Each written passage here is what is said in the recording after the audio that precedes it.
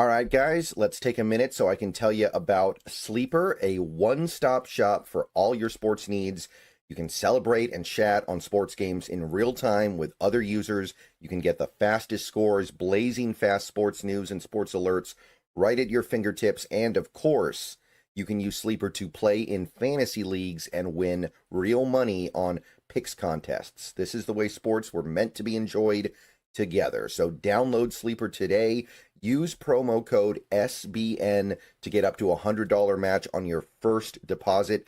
And you can pair that with another promo they have right now where you can get a $20 entry free with no deposit required. So get both of those things going. Terms and conditions apply. See Sleeper's terms of use for details. Currently operational in over 25 states and growing. So check out Sleeper today. Get to it and go have some fun with sports this year. Hello, everybody.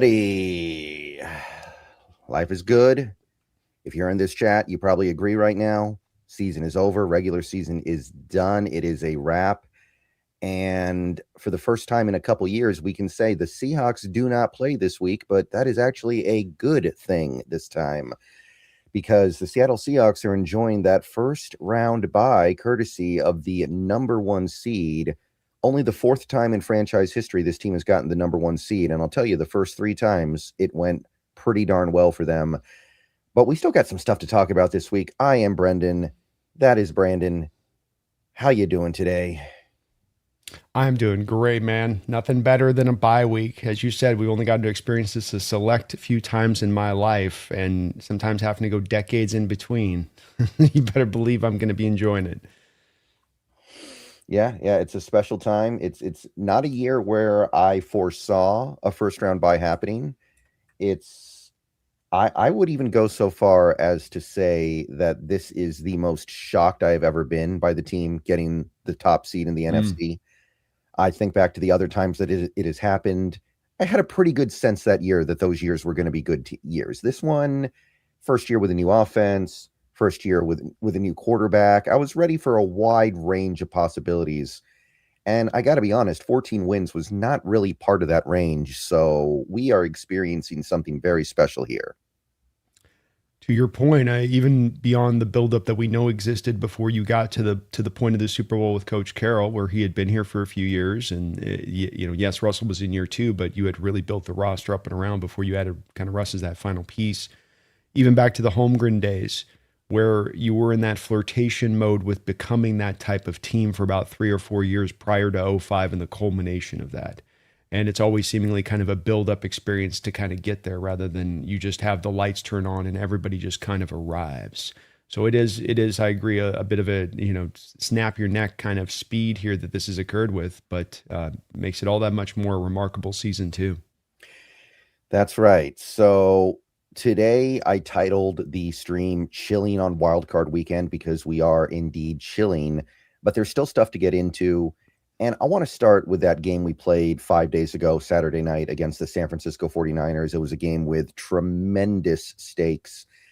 And the Seahawks, they showed up enough to win, that's for sure. And they won fairly decisively. Obviously, it wasn't a blowout.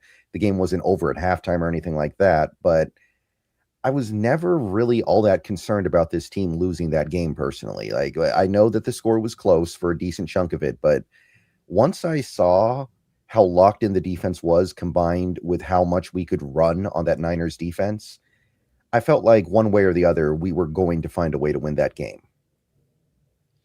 Well, I think I would, of course, agree with you 100% on this. And I think that this is one thing that has taken not only some of the local fan base on the back half of the schedule, but the national view of this team. And it's made it very hard for them to understand this. And I think that this was not only the culmination and the building up to this type of game, Brendan, but I think you would agree as well to your point on what you're saying here, that this is the blueprint on the back half of this schedule. And that means it's purposeful. That means it's not happening because Sam's playing scared, let's say, or the offense is unwilling to take shots anymore, and go down the litany of items that we're hearing as to the reason why the offense isn't as explosive as it was in the first half of the season. But to me, this is about how this team has evolved to what they wanted to be before you got to that first half of the season when Sam was cooking it up and playing like an MVP, where you were in training camp, the type of team you wanted to run, And there's a reason you chose to be that. Not that you fell into that style of play. You wanted to be that type of play because right now in this sport, where defenses are at, where offenses are at, this can be as much an effective offense as anything in the game overall when you combine all the factors at play there. And it can take you and help you win a Super Bowl, as it has for many teams for many decades, many times over.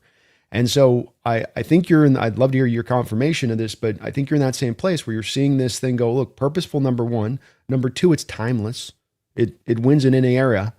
And number three, it's all, you can feel everything coming together. It isn't three disparate parts of a team. It's three parts of a team that feel connected in how they play. And that to me is one where this is how you establish this type of brand of bull, this time of season to go and get that chip. Doesn't guarantee it, but this is definitely a model that's worked before. That's right. That's right. I think that there is a reason why the team has transformed the way they have. I think it was Hawk Blogger. He posted a really interesting statistic last week, it was actually this week, where he looked at the team's EPA on plays where they had 11 personnel on the field and how much better it got since Shaheed got here. And mostly the positive impact has been with the run game. And this goes back to something that I said back when we got Shaheed, and I think applies even more now. This Seahawks team they didn't get Rashid Shaheed so he could score 70-yard touchdowns or that he could catch 50-yard passes. They got him to open up the run game. And on that level, man, have we succeeded. Over the last 3 games, I think Seattle leads the entire NFL in rushing yards outside of Baltimore. I believe they are the most effective rushing team over the last 3 games, other than maybe Baltimore. And that comes back, I think, in large part to the fact that they have a burner on the outside that puts fear in the opposing team. It forces these teams back into cover 2, and that has allowed this team to play offense the way they want to. Not the way they were forced to play earlier in the year because of the way teams were playing them, but the way they want to. And it's also a style that I think is much more sustainable. And I also think that it is a much more playoff appropriate style. Like right now, when you're looking at the Seahawks team and you look at that Niners game as an example, it's really hard for them to lose a game right now because their defense and running game are working together so well. Like, in order for us to lose, Sam Darnold really just has to throw the game away like he kind of did in the first game against the Rams. So as long as that doesn't happen, we're in very, very good shape. So the best way for this team to go forward, even though it may not be as fun, is to try to limit the opportunities for that to happen. And you do that by running the ball and keeping things relatively simple offensively. So I'm good with it. I'm riding with it. And I think that it is the best thing for this team that they simplified and became, maybe you could say, a little more boring offensively. Yeah, it's a brand of football that works. And I do think the deep stuff's going to open up eventually in the playoffs here and there, because teams are going to start getting risky, to your point, on the cover 2 shell and the lack of guys getting down in the box. And you even felt the Niners in this last game, as the game wore on, starting to drive some guys in the box. And I had one 22 shot of all 22 in particular, Brendan, where Shaheed's on the outside and they're running the I personnel, I formation looks that they're running this game so often. And it's where JSN comes over on a crosser and Shaheed kind of runs it off, but you watch the play again and Shaheed's in one-on-one coverage with the outside corner and press, and he smokes him right up. And if Sam looks to him as the first read there, as opposed to going to JSN, he's got that over the top for a very easy throw on a 9 route. It's not even like, even if he's leaving, but he was a yard ahead when Sam would have potentially been looking over there. Sam got, of course, just locked on, and he completed the ball to JSN, so it was fine. But I think it will be there, that big play will come back to factor in the playoffs. We just don't have to throw it 8 times over the course of 3 games. It can be ones that you take a shot or 2 here through the course of the game and then trust in your offense's ability to manufacture those drives, control the clock, how that protects your defense, it keeps your defense fresh. What we'll have to deal with element-wise, I love, Brendan, that we're dealing with guys going out and practicing in the rain, and I kind of think about like how maybe that's going to be a big, not big, but look, if it is a wet game, we've been out there playing and practicing in it. You take a Rams team, if they come in our house, that's not what they play in. They're not used to that. And they've even had a game this year where rain screwed them up. May again this weekend. They got to go to Carolina with the rain in Carolina again this weekend on the forecast. So, you build up all these little advantages. We run the ball, we play great defense, play great special teams. Our quarterback can play efficiently within himself within not having to turn the ball over. You got the home field advantage. You got the Then you get a little bit of the weather. And I mean, these are the factors that all start to come into play to really creating a much bigger by large sort of advantage, is the greater of all the little parts that make it a bit. And that's what I think they built this to. It's purposeful. It works. And you're right about the turnover. From Sam's perspective, it's not fun to say this necessarily, but it's more of a speaking back to the defense. And if we made for a second, like, the driving force of this team, to say it's just the defense because that's the strength of the team is not enough to say that. It's to say this defense is very much close to being right on that precipice of a historic-like defense of the former Legion of Boom era. That Legion of Boom era had they gave up 14.4 points a game in 2013 in what was still a little bit more of a diminished offensive era versus where we are now. We're giving up 16.2. And then you take that in tandem with being number one in DVOA like that Seahawks defense was. In fact, our defensive DVOA this season, if I'm not mistaken, Brendan, is higher. That defensive DVOA is higher this year than it was in 2013. You are correct. Higher. It is. And so you can take pressure rates, turnovers, you can go throw all that into the barrel as you want to try to judge this defense. And it is right on that line of being historic. And it hasn't taken historic defenses in NFL history to go help get you a Super Bowl. It's like it helped, but to have it, there's been a lot of them that have won Super Bowls that have had it. And this thing is, to my eyes, I look at the bottom line on this, Brendan, on the brass tacks. I'd love to hear your thoughts. This seems to me like right at that spot. I'm not trying to put them in the same place of where LOB was at, but I mean, there's a lot here that's pretty damn close. Yeah, I think that it's closer than a lot of people would immediately assume. Like, look how much better we are on the interior of the defensive line. That 2013 team, who did they have on the interior defensive line? It was Brandon Mebane, it was Tony McDaniel, it was Clinton McDonald. All three of those guys, I mean, Mebane was good, but those other two guys are journeymen. They're just guys. And they weren't really guys that got pressure. None of them really were pressure guys. So that's one of the most important things in football, the ability to get pressure from the interior. And this team is way better than that team there. And they might be better at edge as well. I don't know. That's an interesting debate that you could go back and forth on. The main advantage that the 2013 team had was turnovers. They forced more turnovers. But other than that, I think that it's very, very competitive. And I even did a whole video series talking about the comparisons. It's probably more competitive than you thought. So yeah. I think that there's a real debate there. And generally speaking, defenses this good make it pretty darn deep into the playoffs. Generally speaking, it's hard to be this good defensively and not go on a run. You could even say win the Super Bowl. You have to have a Rex Grossman at quarterback to not win the Super Bowl. It's true. And I think that that's as well, just to tandem that, a defense that's not only performed this well, but you could make a very strong argument that they're playing their best football and they're at their healthiest right now too. So there's the other part where, okay, those other teams that may have faltered in the past that had that good of a defense, were they good in the playoffs fully healthy? Had they lost a couple of guys, maybe prime guys at that? We're not in that place. Right. So as for the offense, a lot of people, I think, got hung up on 13 points scored in that Niners game. But to me, the offense actually played really well in that game. You had no turnovers. You only had one punt. And when you do that, when this Seahawks team does those two things, no turnovers and one punt, they're almost always going to score at least 24 points. The fact that we only scored 13 in that game was kind of a fluke. And it was just kind of random variance that caused it. I don't feel like it was an indictment on how we played so much, because we completely controlled that game on the ground. 180 yards rushing, really efficient passing. Like, it was one of those things where the points just didn't come. But if you played that way in that game 100 times, I think like 92, 93 times you'd score over 24 points. So to me, that was just kind of like, I'm not going to get lost in the fact that we only scored 13 points, because I think the offense actually played a great game. It just didn't quite result in points on the board. I couldn't agree more. And I think that there's sometimes in this, you can find something that stands out that really just sort of represents the point you just made. And then you touched on it a little bit. You punted once and you didn't have any turnovers. Like, I put that math together in my mind and I'm like, it's a pretty good offensive day at that point. It's no turnovers, one punt.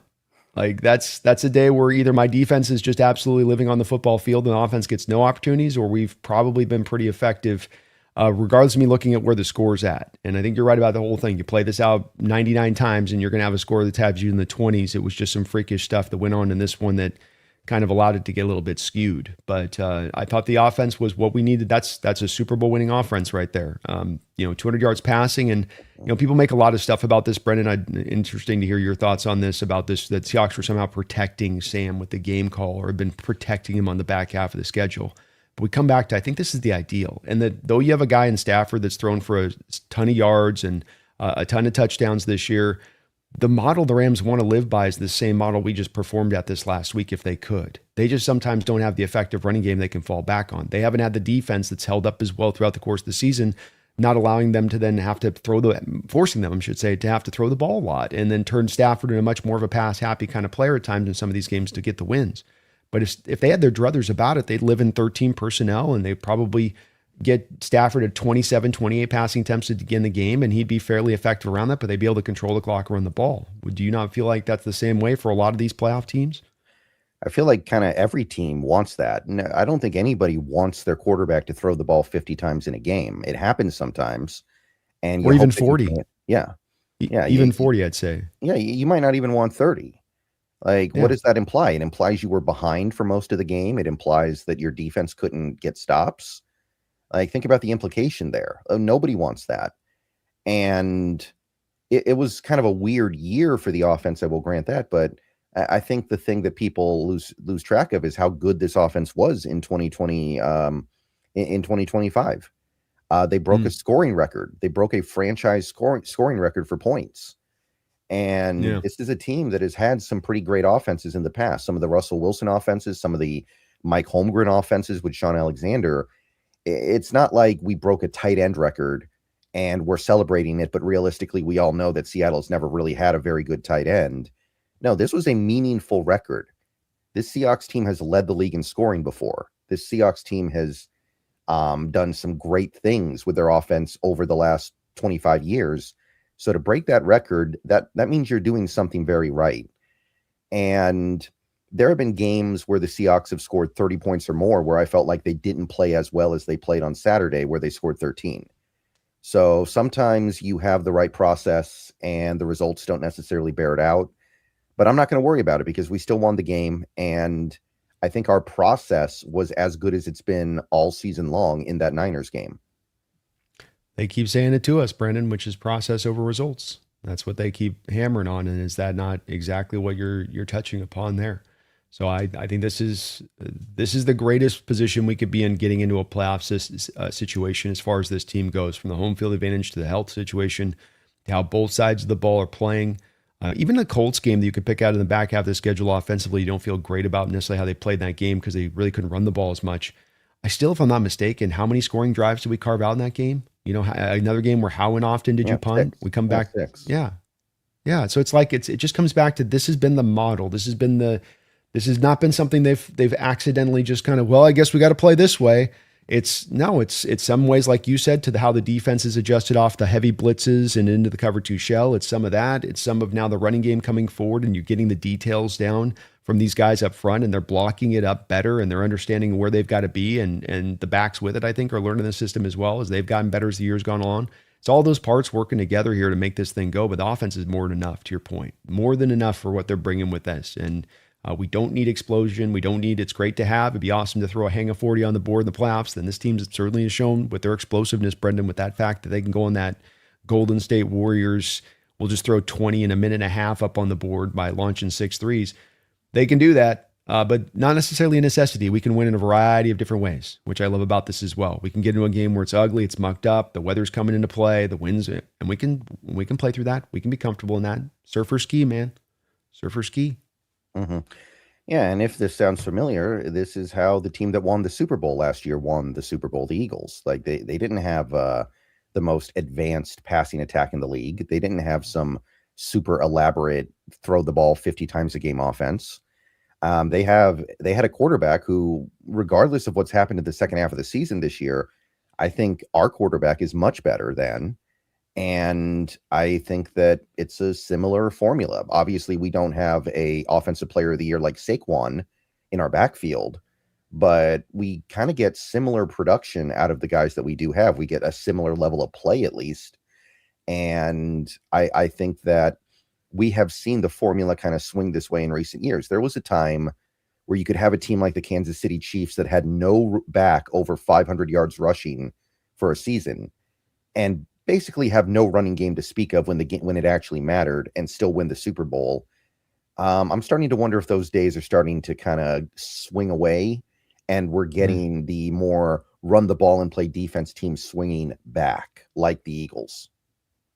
Yeah, I think it is. I think it's that the cover two shell and really the removal of as much the proliferation of spread concepts all over the place.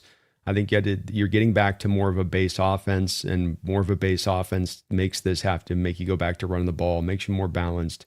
It just leads to you just dialing back the passes. You're doing a lot of play action, a lot under center, a lot of back to the defense stuff. It's not the same as a quarterback in shotgun staring at the defense 24/7 through the whole course of the play. And a lot of those bubble screens, I think, are getting weaved out. The fly sweeps that were in vogue about 5-6 years ago, you could run all over the place. That's been in a lot of ways extricated from the game, and you see very few of those being run anymore. It's kind of just like sprinkled in. It's been harder to run offense for where the defense's transition has come into play here, Brendan. And it's all about the defense becoming now ultimately much more complex than they were. And the offenses are now trying to find their adjustments to that, and it's still a process for them. Defenses, in my opinion, are kind of they taken back that rope in the great tug-of-war battle, like we say on this, and that they've pulled a little bit of that back, and the offense is still kind of trying to find that at 12 personnel, 13 personnel. Okay, how about 21 personnel with a fullback out there? Is this going to be a good answer for this? So they're searching for it. Mm-hmm. Right. So as we head into the postseason, I know that the offense is something that people are hung up on, but I just wanted to talk about it a little bit to say that I personally am not that concerned. I think that the only way this team realistically loses in the playoffs is if Sam Darnold throws a game away. So I like the fact that we're running an offense that limits his ability to do that, because as much as I think Sam Darnold has been very good this year, I think that just naturally throwing the ball a lot invokes variance that you don't want to have. And this team has no need to have, because they have this running game now and this defense. So why would you open yourself up to it? I can't put it better. I think the same thing. It's a risk that you're going to try to go score with these much more points, much faster, let's say, but it's not something that you have to do. If you don't have to do it, you can just remove the risk down, then take the safer approach and stay in the pocket of who you are. And you were this way conceptually at the start of training camp. So it's all back to who you intended to be right from the start of things. Yeah, and if you have to, you can do it, because you did it earlier this year, right? You had the most explosive passing attack in football for a while, so it's not like it can't be done. Amen. You can if you need to start getting back in that mode in a particular game because the defense might falter for some weird random reason, or it's a couple fumbles pop up, you get behind. They've got the methodology to approach and go after this. You have a Shaheed in this lineup now that can give you some of that. We got to have a bunch of receivers out there that can be threats at that point, not just JSN. So you can get it done. I really believe that you can get it done. And I've got faith ultimately, not just this team, but the offense. And I think with Sam, he's done something since that Rams game where this is again back to stuff you make happen for stuff that just kind of happens. Sam, off the back of that Rams game, you and I talked about it, pointed to specific things within his game that needed to get corrected, that he could control, that weren't him somehow defunct mentally, that he couldn't overcome it because all these things that I would call Sam haters say at this point, because you are now a Sam hater at this point to me, if you're at this spot where you're still just trying to pick away at things. But it wasn't that. It was these things of controlling the turnovers late in the play. Don't get Superman-like, take care of the ball, make that a little more point of emphasis. Use your legs, hit the flat routes and the outlet passes to the backs out in the flat. All of these things have come forward, which have helped him to this play now. Helped him to go back and find some of this efficiency now to remove the turnovers off the books. So it just leads you to believe that it's more sustainable because it is purposeful. Right. And I think that's really about all we can say about the team headed into the postseason. There's nothing to say about the defense. They're ridiculously good. I don't think anybody out there is worried about this defense in particular. They're going to be more or less 100% healthy by the time by the time we play again. Like, maybe Kobe Bryant misses another game, but it seems like he's going to be back. And we're at the point now where a lot of people don't even know if he's part of our best lineup. Like, there are people who think that maybe Ty Okada is better, and I don't, but it's not an indefensible take. Clearly, Okada's been good, so I'm open to it. Yeah, I don't know if I'm at that spot either, but I mean, I could very well be very close to it. I mean, he certainly has been much higher graded than what Kobe Bryant has this year by PFF standard of things, and Kobe's got like 5 picks on the books. So, Hmm. you go, it speaks to the fact that they seem to feel like his play's pretty consistent on that. He looks great on tape, and I think the thing with Ty is he's just gotten better and better this year. The more he's played, it's just the more comfortable he gets in this defense, he just continues to rise. Whereas Kobe, I think we have probably gotten to the where he's at as far, and it's good, it's a good spot, it's a good player. But we also understand why probably this down the road and when we get to free agency and who we're going to let walk and who we're not going to let walk, it's this also makes a lot of sense. But you're right.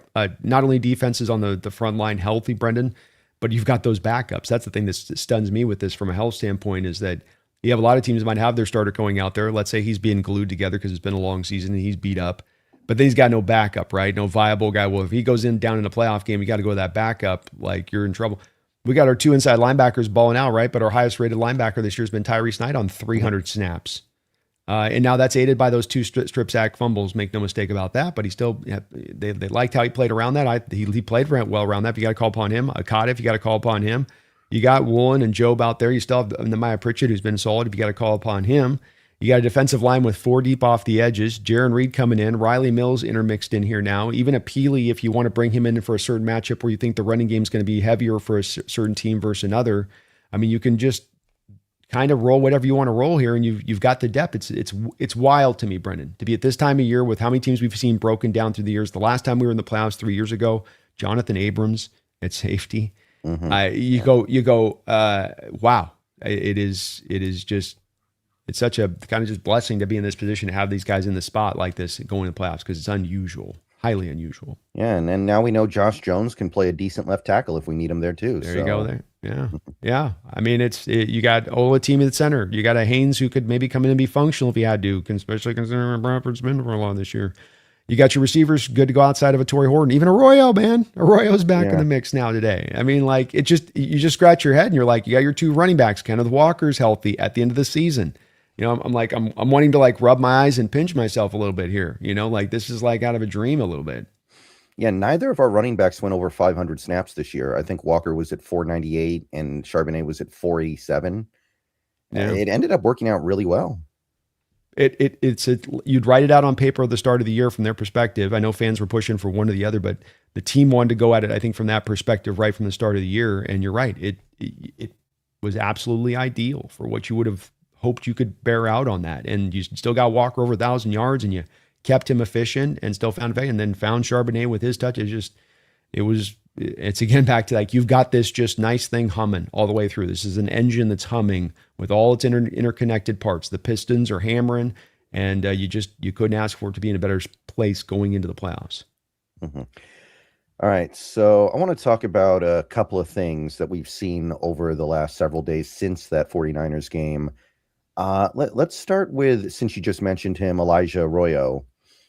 He's back now. He's missed the last month. And one thing that a few people have pointed out is that the Seahawks offense, particularly their dropback offense, was much better in games where Arroyo played than games where he didn't play. We were like 8th in the league in dropback EPA with him and 19th without him.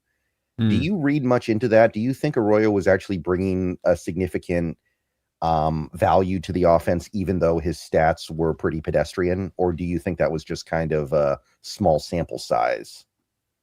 Small sample size, and it also happened to the same conjunction of the transition to the cover 2 that you talked about, right? So he's starting early on the year. You're getting stacked boxes, you're getting blitzes, you're getting single high looks from the safety position. Now cover 2, right about the time he goes out, every team's playing you to take away the deep stuff and limit down your passing attack.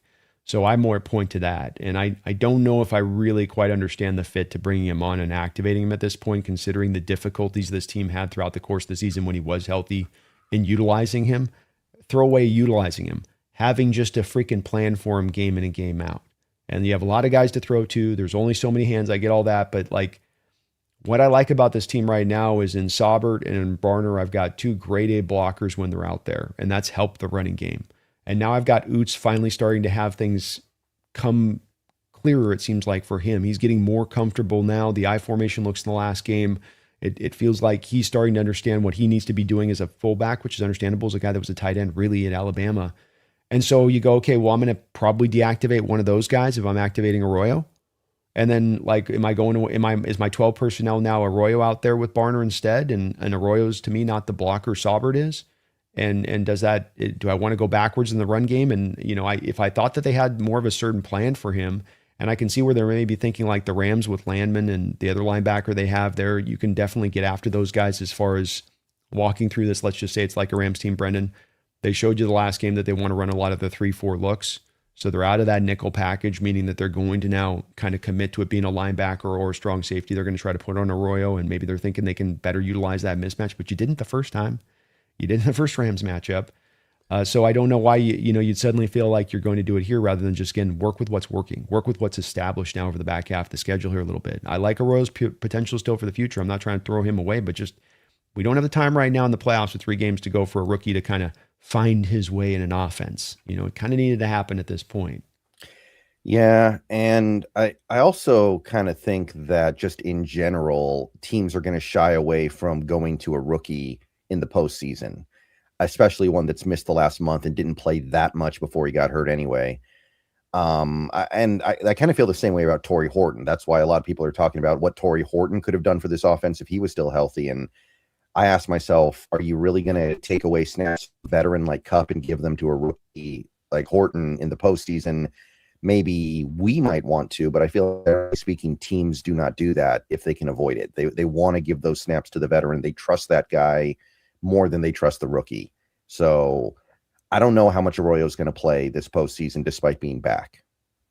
Well, and again, back to your point on that, last game the Arroyo went out, right? And Mike Macdonald threw shade right up on him on the press conference after the game where they asked about the Sam Darnold interception. And he's like, he's got to go make a play on that contested catch, and it stood out to me because he directly is pointing at Arroyo on that play for not making a better effort at going and getting that ball. So look, I don't think Arroyo's played bad necessarily, but I don't think you could. I think in the case of Horn, to your point too, I don't think it'll be Kupp coming off the field, it'll be Shaheed coming off the field because I don't think that he's going to go slide in the slot. I think they don't have a guy I don't think they're going to put JSN into the slot. They're going to keep on the outside where he's been effective. So it becomes Shaheed for Horton if Horton's out there, not Kupp. Yeah, and I think that you just would rather have Shaheed out there, maybe not in the red zone, I guess. But even the red zone thing, I was looking at it, like everyone's talking about how Horton's a great red zone receiver because he has 5 touchdowns this year, but I think only 2 of those came in the red zone. Like he's made some big play touchdowns this year, so I even feel like that's a little overstated. And at the end of the day, Shaheed just brings stuff that Horton cannot and will not be able to do. So I'm riding with that as much as I can. I am too. And you're right about back to sample size, taking just too many things and extrapolating them to the bigger point on Horton with that. I think he'll eventually be a good red zone guy. I don't think he's a red zone, monster right now. The fade ball he caught that was against the Saints, on the down the red zone. And the thing with this too on the red zone is that we're running the ball really effectively down there. And that's really the key on success at red zone more than having a dynamic target you can go throw a ball up to, go get. Like, give me a running game that can run inside that 20 and especially inside the 10, inside the 5, like they've been doing, getting the consistent yards. They get in there and they're going to go down from the 8 recently, and you're getting 3 yards on that carry. You're getting 4 yards on that carry. And like, it's not only that you're moving it down in there, but you're getting really good positive yards on those runs that leads you into second down, now being able to put anything in the playbook you want to go to. And you can just, I think the way they're running the ball right now, you can just kind of hammer it. When we all think, for instance, on that 1 yard line, if we just ran 3 straight times in the start of the game, you're probably scoring a touchdown. Right. We're walking away with it. So it's like we have that confidence where because they've emboldened us to have that kind of confidence in this run game right now. Mm-hmm. All right. So the other thing that happened over the last several days was, and this was a little bit of a surprise. I did not expect an announcement like this in the middle of the season, but during the Sunday games where we were watching to see who was going to make the playoffs and who was going to be positioned where, the Seahawks announced a 4-year, $104.4 million extension for Charles Cross, their left tackle, who has missed the last 3 games. How did you feel about that? Great. I have been wanting this offensive line to be built into a strength for years. I don't think that you don't keep continuing down that path, trying to go and search for a left tackle when you're picking in the late 20s in the first round. I think that in Cross, he's a guy that people get caught up in what he's not. He's not a top six. He's not a top. He's a really good left tackle. He's still 25 years old. Still probably not a fully finished product. First year in this new system. He's gone through a couple of different systems up until this point that have at times been wildly different from one to the next. Had two different injuries this year, if I'm not mistaken. He had the finger injury in training camp that kept him out and kind of messed up stuff, and then they had the hamstring injury here. So, it's a little dinged up here, maybe not getting the grade A perfect performance or the performance maybe we got from him last year. Where he played like a top 6, top 7 tackle in this sport, not left or right tackle, just a top tackle in this sport last year. That's where he was at, and I think that. He seems to be a great leader in the locker room and a great guy in the locker room. It's by all accounts, what you're hearing off the back of this. The cost is not exorbitant to me. People are getting caught up in a little bit of the price here. And to me, not looking at, they're looking at the guys up ahead of him, right? Like a Tristan Wirfs, and they're not looking at the guys that are just directly below him, up above that 20 million per year mark, right in there where you're like, that guy's getting paid that guy's getting paid that guy's getting paid that. And you start to go, okay, well, this makes sense. The numbers make sense. And then throw on the top point of this, as we've talked about many times with other organizations that do this, Brendan. When you have a first round pick that has outperformed his deal in his first 3 years, and you choose to do that, well, we've got the 5-year option. We've got the 5-year option. Okay, you can play that game. But then when you go through the 4th year, the cost now goes up. The discount, if there's a discount to be had, is going to go in the 3rd year because you're buying the club control years out at that point. So the 4th year to this makes this locked into where it needed to be, and I think the price was right. I think you wanted him to play loose and free this playoffs. You don't want him thinking about the injury situation, considering he's had 2 of them this year, and the hamstring, is probably good, but it's maybe not 100%. So I like the deal all the way around, and I think that I'm happy they're doing this. And one less thing that we have to then replace and go after. And I want this team locked and loaded as we go in the future. The window opens now. I don't want to be having to rejigger some of the most important positions on this team because we're just not quite sure if he's a top 7. He's a top 12, but is he a top 6? Like, I don't want to get into that. You know what I mean? Like, just sign it and go. Yeah, left tackle is becoming like quarterback. When it's your turn to get paid, it's your turn to get paid. And it doesn't really matter exactly how good you are. We don't play that game here. When it's your turn, it's your turn. So yeah. I did see a lot of Seahawks fans who were kind of upset about the extension. Maybe not upset, but they were disappointed in the extension. And I think that, like, I don't know what world these people live in. I had some people say that he's a below average left tackle. I was like, what league are you watching where Charles Cross is a below average left tackle? There's no universe where he's even close to being that. Maybe he's not as good as Tristan Wirfs, or what's the name of the guy in Philly? Maitaya? Yeah, Malata. Yeah, I'm not very good with I can't say it either. I butcher it half the time I say it. It's Metalda, it's Metalia. I think I've been using that toy. I think I called him the toy company. What was the toy company? The Mattel. I probably called him that at some point or another. It's been pretty bad. Right. So I think that at the end of the day, either this is the price you pay to get a player like a Charles Cross, or you don't get him and you have to make do with worse players. Like, at the end of the day, like, you can be upset about it all you want to, but you have 2 choices. Either you pay this price or you don't get the player. So I'd much rather have the stability on the offensive line. I'd much rather have the 3 most important positions on the offensive line locked up for the next 3 years than have to hope that I can find somebody better than Cross. And I'm not even that. Like, you're not going to find somebody better than Charles Cross this offseason. Not with the draft picks you have, not with free agency. Like, it's not going to happen. That kind of stuff doesn't ever happen. So I'm happy that we got it out of the way. If you include the 5th year option money, it ends up being like $24.4 million per year, which is totally fine by me. And a year from now, somebody is going to sign another contract that is going to make this Cross deal look amazing, because that's how this works. It's the same thing happened with Damian Lewis, right? It took 1 year for Damian Lewis's contract to go from disaster to bargain. So I'm not worried about it at all.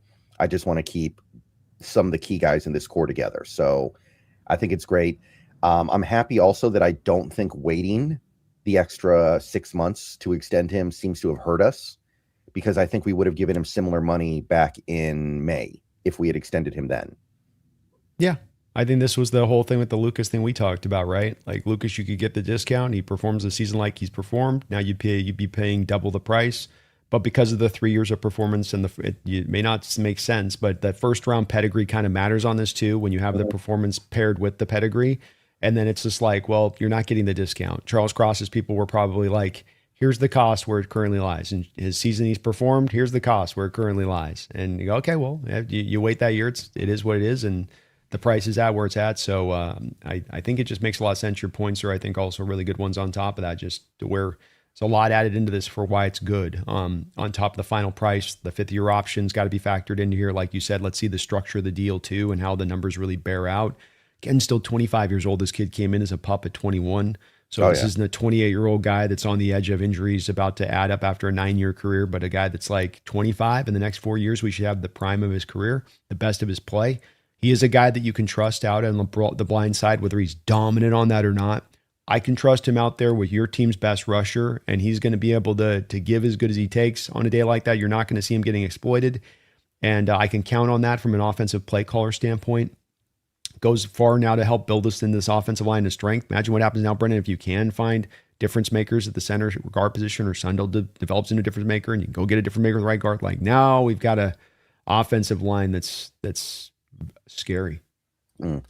Yeah, and the Sundell thing is going to get really interesting because there seems to be tremendous synergy between him and Zabel, and he is starting to play some pretty good football. And I don't know what we do this offseason anymore. Like if you can get Linderbaum, of course you do that. But other than Linderbaum, there are not a lot of guys out there that you can get that are going to be better than Sundell will be in 2026.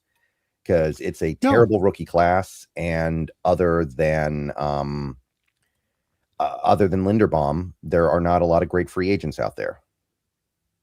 No, there's not. I agree with you. I think it's a position that you come down to again, and John's perspective on this, I think, could be highly driven to the point of I got a 14-3 team. I got a young roster. I'm got to reward a couple guys, but I'm still in that pocket point right now with a quarterback on the mid-tier deal where I really want to go and find the difference makers for the spots that I have to address. Or if I can find a difference maker for the spots I can address and minimize the amount of positions I have to address, that will aid me to getting there. Does that make sense? Like I want to get to a Crosby, and maybe I want to try to find a cornerback that's maybe better what we've had out there. You know, can I do a combo of a Crosby McDuffie type deal? You know what I mean?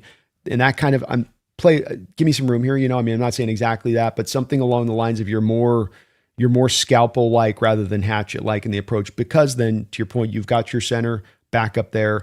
Bradford comes back. Maybe you can try to find somebody else in the mix there. But even that, you've got still Haynes back in him. You've got Cable to do that. The team seems to like a little bit as the left guard guy that can be the backup there. I don't mind addressing the line, but I'm just saying if they're doing it to the other side of this and they're not addressing it, to do it by that scalpel method of really bringing on some extra difference makers onto the mix, I could understand that approach. Right. I think that's probably correct here. So I think that's really all there is to say about Cross. I think it's definitely the right move to do. It was always going to happen unless he had a terrible year this year, which he did not. So there's not much to say other than that it was the right thing to do. It was right. This is one where it will look good in retrospect. Give it a year if you don't like the contract numbers, Brendan. I'm anticipating, based on what I'm hearing, that the NFL seems to be about ready to have one of those years where I don't know if it'll be this offseason, but they're anticipating coming up soon, be it the gambling money or whatever it is, that it's going to increase the cap at one point or another. We'll get one of those 25 million, 30 million, increase offseason moments rather than the 10 to 13 bumps that we've had at times. And if that happens, this will make this deal make even more sense. Yeah, wait till you see what Paris Johnson probably gets this offseason. Yeah, exactly. Well, you're right about that. There's going to be at least 3 or 4 deals signed between now and then that are going to make this look like a very nice bargain discount of a deal for the Hawks. Mm-hmm. All right. Let's see here. Real quick, we got some donos. I think these are from yesterday when you were doing a show. Yeah, but these Kyle were and Dick Hammer both became members over on your side. So congratulations. Did you know about, you never told me that Sam Darnold's granddad was the Marlboro Man? No, I didn't know that. I did not. So his name was, really? his name was Dick Hammer. Really? Okay. That's interesting. I'm not kidding. It sounds like a joke, but I'm not kidding you. Like you can go, they got all these posters of him. He's got a cigarette hanging and his name was actually Dick Hammer. That's pretty good. That's good, man. I guess if you're going to be the Marlboro Man, that's probably going to be your name. It goes kind of 1-2, but thank you, Mr. Hammer and Kyle. Appreciate you guys for jumping aboard. We got one dono here, 12 for life, go Hawks with the $5. I love the chef's kiss poetry of Coach Mike's dark side defense killing the light on opponents at Lumen, a unit of brightness. That's pretty Let's good. I go. didn't really think about that. I can dig it. Yeah, I love it, man. Good stuff. 12 for life, and absolutely, they are a dark side defense. I love they were describing it yesterday a little bit of the darkness of the stadium, darkness of the environment, and up the Pacific Northwest. It does kind of fit. Yeah, I can get into it. It's probably, it seems like they've picked it as their nickname, so we got to go with it. If they're gonna pick it, then I think you got to roll with it at that point. The players. I agree. If they're on board with it, let's go. It's good enough on that. So, and they've earned the right with this defense, like we talked about earlier in the show. As good as they've been, it's definitely earned the right to earn a nickname here. Mm-hmm. All right. So now I kind of want to turn the focus over to the to what's going to happen this weekend, because obviously Seattle doesn't play, and our opponent in the divisional round will be determined by what happens this weekend. So thinking about potential outcomes this weekend, the most likely opponent for Seattle is the Packers, because the only thing that has to happen for the Packers to be our opponent is that the Packers have to win.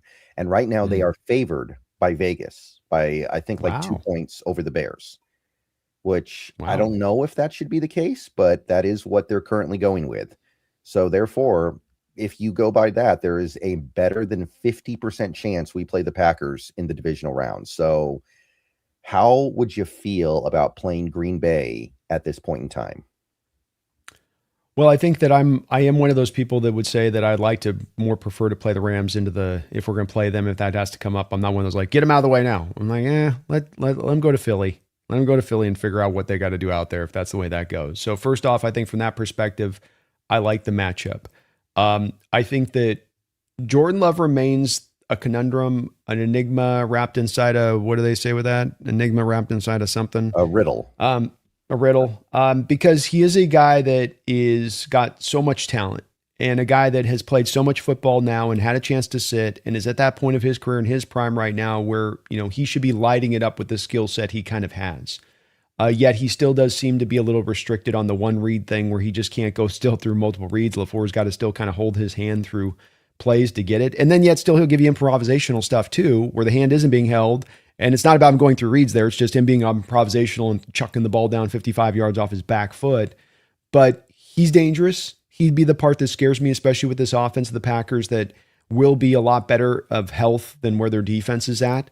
Now, the defense just can't generate any pass rush. So, this might be a game where if they come in here, Brendan, and it turns into a quasi, little bit of a shootout. And especially they had a chance to rest up this last week to the Packers leading into this playoffs.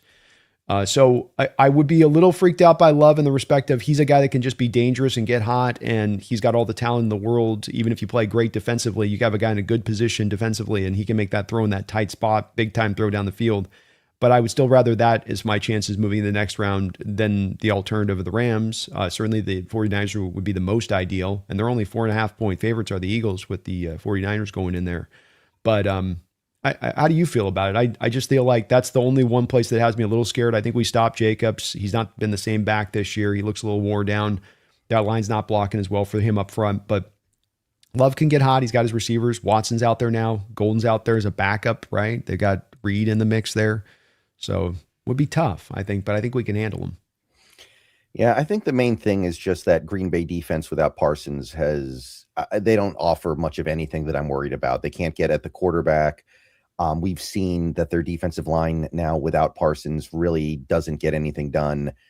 You look at that Ravens game where they didn't even have to worry about Lamar Jackson and they still gave up 300 yards rushing. It's just, you do the math on that and you're like, yeah, I'm pretty sure we can control the game on the ground because of that. And you're right about that whole Packers offense thing. I know the advanced numbers love Jordan Love. Seahawks Nerd was arguing that Jordan Love should be like a fringe MVP guy.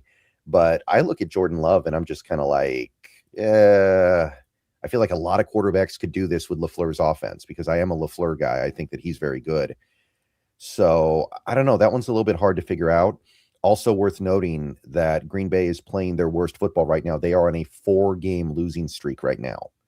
They were 9-3-1 at one point. They're now 9-7-1. So I know that they lost to Denver, which is an honorable loss. They lost kind of a ridiculous game to the Bears, and then they rested starters against Minnesota. But even if they find a way to beat the Bears this weekend, that's not a team that I look at and go, yeah, they're playing their best football right now. I look at a team that is kind of playing their worst football. Yeah, I agree with that. I do have the Packers winning this, Brendan, but it's as much because of the history of watching rookie quarterbacks in their first playoff experience and how bumpy an affair that can be. Ben Johnson coaching his first playoff game. Stuff just kind of changes a little bit in the playoffs. And I can't even always give you a specific. Sure, it's the running game comes a little bit more into bear, shorter possessions, but things get tight. Things aren't just kind of loosey-goosey like they are in the regular season with the play calling and how you can operate. And I feel with Love, he's been here, and that this LaFleur team's been here, and that is the factor for me. On top of the fact this is two teams that play within the division, and that tends to bring a bit of a leveling of the field as it is, no matter what. And so wherever the teams may be, however they're playing, and I just come back to again with Love on it. I think he's a guy that's capable of giving you kind of those games, and you give him a full stack offense to work with that he can really utilize his playmakers and just gets hot. Anything can happen. It's going to be kind of a shootout a little bit, and then it just kind of to me comes down the line at the end of the game. And I think, even though I know Caleb's had a lot of comebacks this year, that Love game down the line at this point. See, I could just see him kind of driving out, sneaking out the win at the end. Yeah, there's probably a lot of happy to be here energy from that Bears team because I think basically everybody on that team, this is their first playoff game. Exactly. Right? Like, who do they have on that team in the way of like a veteran that's been in playoff games before? They've got I don't even know. They might not really have anybody. Rome Odunze, obviously not him. I don't think DJ Moore ever played in playoff games in Carolina. Like there might really be. Oh yeah, Thuney. That's probably your one guy, right? That's probably the one guy on that team. Maybe Kevin Byard played in a couple playoff games in Tennessee. That's about it. That would be about all, man. I can't think of anything else. Montez Sweat never did with Washington, and CJ Gardner-Johnson maybe a little bit. Yeah, you'd be a guy that can maybe provide them a little bit, but there's only so much I think guys can kind of tell their guys about the playoff experience when you're going in for sort of the first time. There is a little bit of that, like, whoa. And if you got the coach that's been there, that helps. And if you have the quarterback that's been in there, that helps. But it can be a bit of a different experience. The intensity just ratchets up. The sense of, you win or go home just kind of brings that feeling to it. And so I don't know. I think everything you say with Chicago is that they're set up, they should win this game. They're better health. They've got the offense cooking.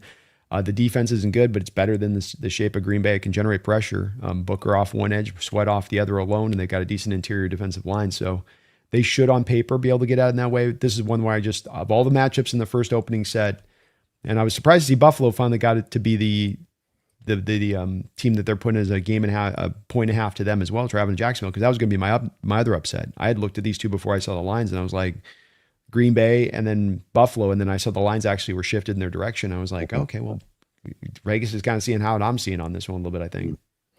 Yeah, and also on the other side in Green Bay, you have some if we don't win this game, people are getting fired energy. Like LaFleur could be gone if they lose that game. I don't think he should be, but he could be.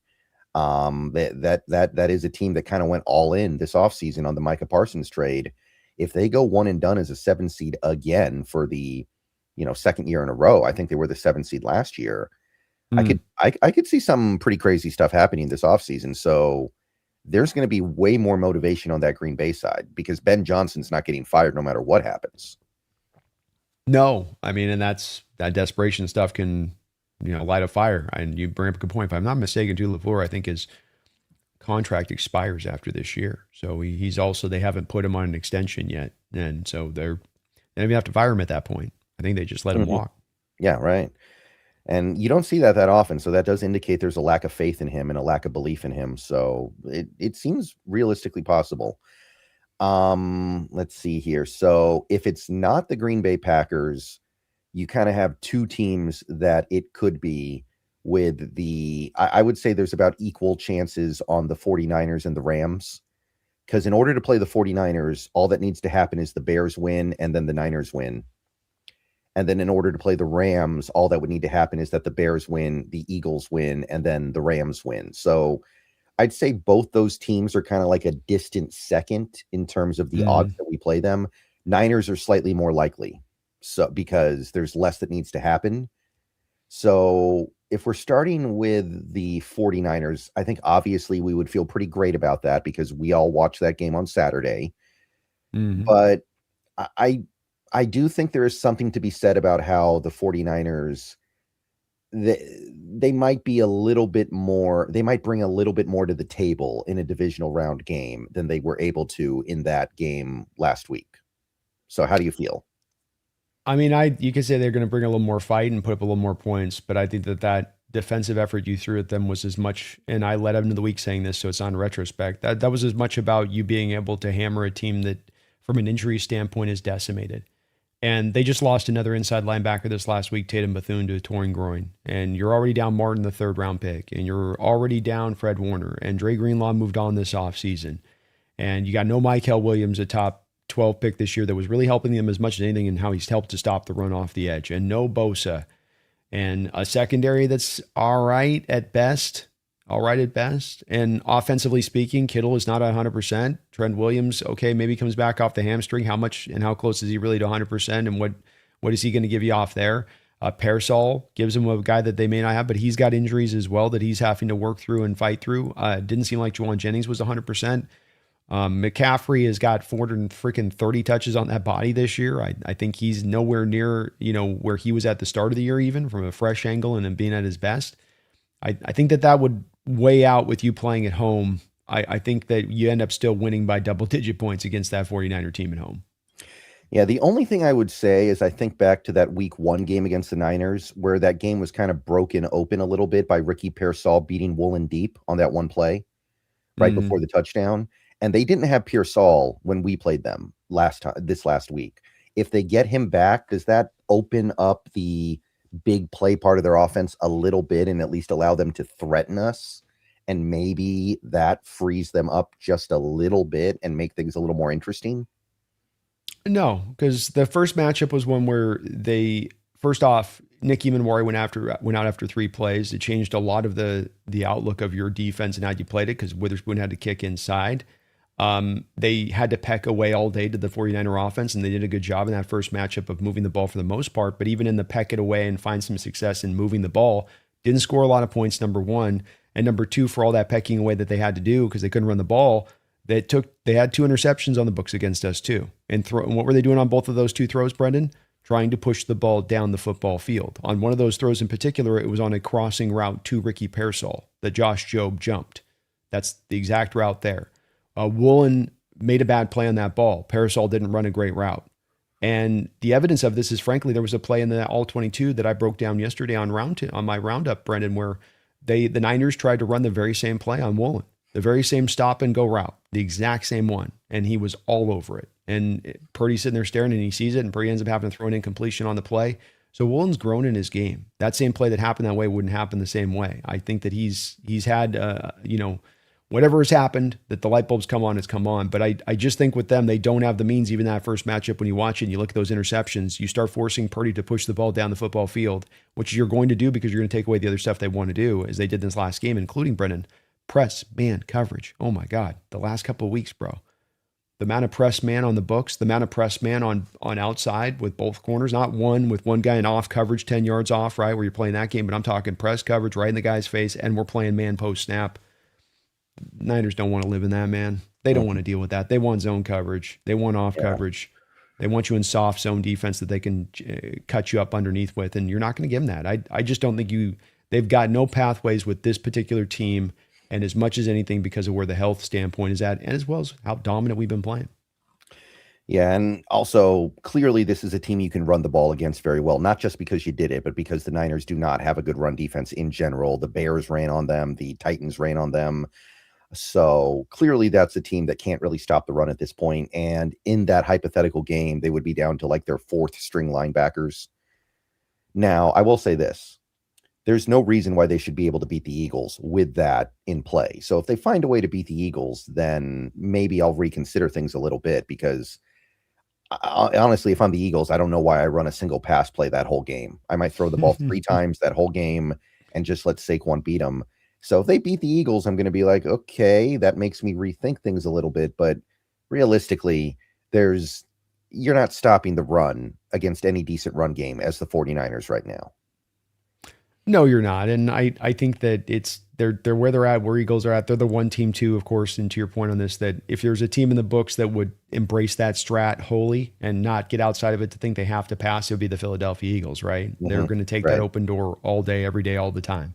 So I would expect with you that you're going to see maybe 15 passing attempts on Hurts in the whole course of this game, and they're just going to run and run and run, and I can't blame them for doing so. I think Yeah. it would be impressive, the Niners, to your point, if they did stop them. The one thing I would say with that is that the Eagles haven't exactly been playing their grade A brand of football down the stretch either, though. And that offense has not been. Saquon's at like 4.1 yard per carry average this year. They're just not been the same way with that. But with that said, Hurts isn't going to make any mistakes. He's going to use his legs freaking twice, 3 times as much as he does in the regular season. And they're going to work it to Saquon over and over again. So I just think it's going to be a double-digit loss for the Niners. Yeah, I tend to agree. It is worth noting that their offense, other than the Seattle game, has been very, very hot lately. They were playing historically good football until they ran into Seattle. So they might be the one team of the 4 that we can play that you can say is actually playing good football going into the postseason. Like, I don't think you can say that the Packers are. I don't think you can say that the Rams really are, or, of course, the Panthers. Niners, maybe. And also, the Niners do have a lot of playoff experience on that roster. It is worth noting. Like, compared to a team like the Panthers or Bears, they've got a lot of guys who have been through it. True. Absolutely is the case. It's definitely a tried and true tested bunch, and Shanahan's going to have them prepared for. And it'll be interesting to see what Saleh does with the game plan here this week. Stack up the box in a way you don't want to, because you know you have to. Where you're like, look, if they beat us today, let's force them to beat us passing. I don't know what I would do. He's in a pickle. There's no easy answers on that one. They're hiring guys off the street who might be starting. Yeah, and also the other thing to consider is if they find a way to beat the Eagles, in my head, it's just one of those exhausting, slug it out, drag it out games where they would just give everything they got to win it, and then they got nothing left for the next week, while Seattle's been on a bye week. Like, to me, that's the other element here. Even if they find a way to beat Philly, you're talking about a Niners team that is probably just going to tip right over as soon as that game starts, in my mind. I would think the same thing, especially walking into our house, having to travel up to the Pacific Northwest in that environment. And they're not going to be better health-wise coming out of this game. It's not, they're not going to be like, well, they get another extra guy back. Like, they can only be kind of diminished. It's the point of wanting to be avoid these kind of opening round games if you can do so, because there's a price to be told. And of course, you know this. These games are a little more intense, a little more hard-hitting, a little more potential for those injuries to pop up, because they just take... Everybody's laying it on the line, man. Nobody's saving anything for tomorrow. Yeah, and by the way, it sounds like they're not going to have Trent Williams or Ricky Pearsall this week either, so they have a big uphill battle. Boy, Ricky cannot stay healthy, man. Either gunshot wounds or just lower leg injuries. He just can't stay healthy. Yep. As it turns out, that's the reason why the pick was bad. Not because he's a bad player. He's actually pretty good when he's out there. It's just, what is it for? Yeah. Injury ends up getting him, I guess. Okay, so the next most likely opponent would, of course, be the Rams, who we play only if the Bears win, the Eagles win, and then, of course, the Rams win. So this is obviously probably the most intimidating of the 4 possible opponents, because they've already beaten us once this year, and it's not a great matchup for Seattle. One thing that I would say, and this kind of goes back to something that you discussed earlier, and you're not a big fan of this, but I do want to bring it up here. You are often better off playing the toughest opponent early when you have the bye week, because you get the benefit of the bye week, whereas the other team doesn't. So if you play the Rams in the NFC title game, you guys will have both just played in a game, whereas you play them in the divisional round, you have the benefit of the bye week while they're coming off what could be kind of an ugly game against the Panthers. There is some benefit to playing them early, but as far as the matchup goes, what are your thoughts there? Well, I think, too, to your point on this, I looked it up since 1990, when the playoffs expanded to 12 teams, initially with 2 top seeds getting byes. The number 1 seeds are 41-15 in the divisional round game. So that's a 73% winning percentage coming off that bye into the next game that you play off the bye. So that does lead to your point about the success these teams tend to have, and that it is one where you just tend to win that game. And I think that's, I'm not going to cry tears. We got to play the Rams. I think we're going to have to face them at some point or another anyway. So I completely get with that and understand that point. But I also would say that I don't think it's any guarantee that the Rams are going through the Eagles on the road in Philadelphia, a team that they've lost 3 times to. And I kind of feel like in 2 years, and I feel like that's a bad matchup for them. And I think the Eagles coming into our house is a better matchup for us. I don't think it's an easy matchup. I don't think it's not going to be a challenge, but I think that we've got the means to be able to take away what they want to do. And that to me just has me going, that pathway would be a little easier, but both are going to be hard. Both are going to be a challenge. And I don't mind it if it's got to go with the Rams playing them, then let's go. I'm with it. I ain't scared of them. But it just, you want the easiest pathway going to the Super Bowl. I'm not one of those guys who I want it as hard as it possibly can be. I don't like, just give me the Super Bowl. And if there's an easier slip and slide downhill, turn on the hose full beam and let me go, I'll take that pathway first. I mean, that's just the way I'm wired with that a little bit. Right. Right. So a couple of things to consider with that potential matchup is unlike Macdonald versus Shanahan, where I think we've now kind of learned that Macdonald has Shanahan in his back pocket. Like you look at the history between those two guys, I feel pretty comfortable saying that Macdonald kind of has Shanahan coming and going a little bit. Like 4 of the 5 matchups, he's done really well. There was one game last year where he didn't do well, but that was when he had Tyrell Dodson, Jerome Baker, didn't have Nwosu, didn't have DeMarcus Lawrence, didn't have a very good, I think Byron Murphy missed that game as well, by the way. Like there were a lot of things going against him in that game that had nothing to do with his game plan. So I think we can safely say that Macdonald owns Shanahan. He doesn't own McVay. That matchup goes back and forth. And like last time we played, McVay kind of ate Macdonald's lunch, I thought. Like I thought McVay was just dominating him. And it wasn't until the 4th quarter when Macdonald kind of got it together a little bit. But the previous game, Macdonald got the better of Shanahan. Rams still won. You had the game last year where I thought the defense did really well against McVay, and then the Rams still won. Then, of course, you had that game in Baltimore where McVay definitely got the better of Macdonald, and the Ravens still won. Ironically, the team that keeps getting out-coached still ends up winning in these matchups. But it is a back-and-forth matchup, and it can go either way. So I think that's a little bit – it's not really like a positive, but it's not a negative either. It's just one of those things where you have to accept that, hey, some days it's going to be the other guy's day. Some days it's going to be your day. Yeah, I think that's a fair way of saying it. And the best team will win out. The best players will win out when it's down. And the coaches kind of cancel each other out to that point. I think as well, the second matchup was a little bit of an odd one because you've heard players talk about this. Julian Love talked about it yesterday, where there was just some small things that were adjustments within that they didn't make kind of in game. And they had a little bit of a complicated game plan for a short week. Love also talked about this week as well. Before he even spoke to this, he was speaking about something separately that goes to connect to this, which is that, we get this very intricate game plan, and Thursday, everybody's still kind of figuring it out.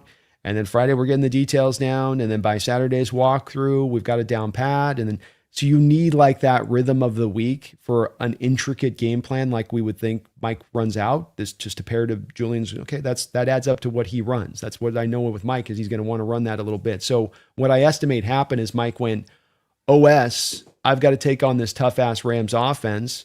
I haven't always had the right answers to them. I've got to come up with this crazy game plan here to try to combat what they're going to do. And then with the crazy game plan you kind of put together, it was too much, and the players didn't have enough time to get it all the ins and outs down. I think that you're going to get much more akin to maybe not 130 yards passing from the Rams offense like you did in the first game, but I think it's going to look a lot better if you had the extra week kind of there here in our preparation. Like we're preparing for all these teams right now through this week, and the game plan we're kind of presumptively putting together, which means we get to next week and you're not just putting it together kind of from scratch. You're starting to finalize right from the beginning stages of the week. And I think that, Brendan, you give Mike an extra week to prepare for any team in the sport. You give him a bye week. You give him that. I think he's the kind of coach that really, really utilizes that time to the utmost to bring up an even more intricate, crazy game plan to bear. Right. Some other considerations on the other side for me would be, I don't think the Rams are playing very good football right now. Like the last month or even month and a half, you could say they lost to the Panthers, which I know the Panthers are in the playoffs. That's a bad team. The Panthers are bad. You should not be losing to them. They had the, of course, loss to Seattle, which was a crazy game, but they still lost it. And losing to the Falcons, I know that you were suggesting maybe the Rams were not particularly into that game. but it's still a game that you should win if for no other reason than that it helps your first round pick next year. And they lost several draft slots because of that loss. And even the Cardinals game, I go back to that one, it's a 3-point game. Rams up by 3 in the third, late in the third. Jacoby Brissett hits a beautiful 60-yard play to Michael Wilson, and it looks like it's going to be a shootout for the rest of the way, but play gets called back on a penalty, and the Rams take control of that game at that point. Like, to me, that game was very competitive, and that's one of the worst teams in football. I know the final score was lopsided, but that game did not play out in a lopsided fashion. So I look at that Rams team and I say they're kind of playing their worst football, especially on defense. Their defense has not been good for a while now. Yeah, they're trying to sign themselves up to the process that Quentin Lake's going to come in there and be a savior for the whole secondary and the defense kind of as a whole. I think you're right. The team as a whole is not playing good football. I think their special teams is lacking. I think that there's some problems there on that team. And I think as well that they're playing a cute game here a little bit from McVay's perspective. Maybe he's so smart on this and maybe he's so understanding of how to get guys right. But, back to that Falcons game, you're resting guys here, resting guys there. You're trying to just kind of keep an eye to the playoffs, just keep the stove top warm till you can get to that playoffs. And man, it's hard to just sort of overnight then ratchet up that intensity into a playoff game. You either have a standard you play at and you're at that level, and there's been a little bit of a protectivism thing with the Rams and how they've kind of run with these guys here on this. They are getting a lot of guys back. They are kind of almost similarly in equivalence to us as far as health-wise, aside from other guys. It's the hamstring of Devontae Adams is a little dodgy, but he's supposed to be pretty much close to back to where he needs to be able to make a run fully at it, and Lake's coming back fully, and Higbee's going to be back out there. So they are returning guys into the ranks here on this, but like you say, man, it's just not a team playing its best football at the end of the season. And that's one of the big keys to going on a Super Bowl run is to be hot at the end of the season. And it's very rare that you just suddenly become hot in the playoffs. It's kind of like the regular season goes into that playoffs and how you finished up. Right. And also keep an eye on Stafford. The guy's 39 years old and has insane mileage on his body. It would not be a shock if, he might win MVP in the next few weeks here, but it would not be a shock to me if he runs out of gas in the postseason and just can't do it anymore the way he's been doing it all year. Agreed. And one weird hit here, one hit there. If he's under this, is why I like the extra having them play the extra games to get to us, Brendan. That's part of that factor to me, where it's like it's not an old roster, but it's got some older elements to it in spots. And it is a roster that's built, I don't think, to have the same kind of depth we do if they sustain some certain injuries at certain points. You lose Devontae Adams this playoffs, I don't see them getting the Super Bowl. I don't know whether it's with us stopping or whoever, but they need him for that offense to work at its best. And I who knows on that, if that's where he's at health-wise and how that rolls. So they're a dangerous team. They're a team that I'd certainly is going to give us a hell of a challenge, but they've got some limitations too. Mm-hmm. Yeah, and the final team that we can talk about, and the least likely first-round opponent, would be the Carolina Panthers. In order for us to play them, they would have to win, the Bears would have to win, and the Eagles would have to win. So there's probably like a less than 10% chance it's them. But, I mean, we just played them. We beat them down pretty good in a game where, quite frankly, there were a lot of things going against Seattle. They still won by 3 scores.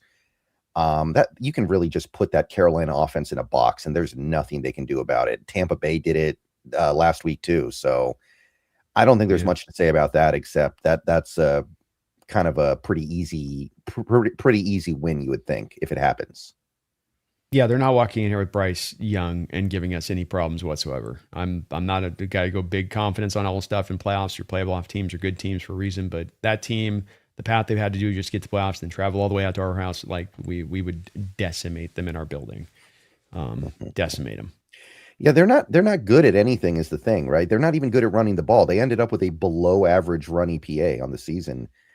They don't rush the passer well. They don't stop the run well. They don't have a good defensive dropback EPA. They're legitimately bad at everything. The fact that they're in the playoffs is kind of like offensive to the NFL in general. I think it's like put Detroit in. Detroit would put up a better fight than these guys, I think. Oh. I mean, it's really on Tampa Bay, and it's why Tampa Bay was thinking about firing their head coach. It's like the talent we have on this roster that we gave you and where this division's at, and you've got Baker Mayfield, and he's still performing really well. He wasn't the problem this year for that Tampa Bay team by all accounts. So it's like, and you have the offensive line they built up there, and you're looking at, I'm sure, from an ownership standpoint down to them in this division, you can't take this team down. It kind of doesn't add up or track in a lot of ways, to your point. It's like, it just doesn't make a lot of sense. It'd be a great matchup for us, though. You talk about the easiest path to get in the Super Bowl, like going to that second round. It's like, man, it would not get a simpler in that matchup. I'm not trying to overlook them, but I just think, to your point on that, you took away the things they wanted to do. You put them in a box, and they had nowhere to go from almost like the first couple drives in the first quarter. It was over with.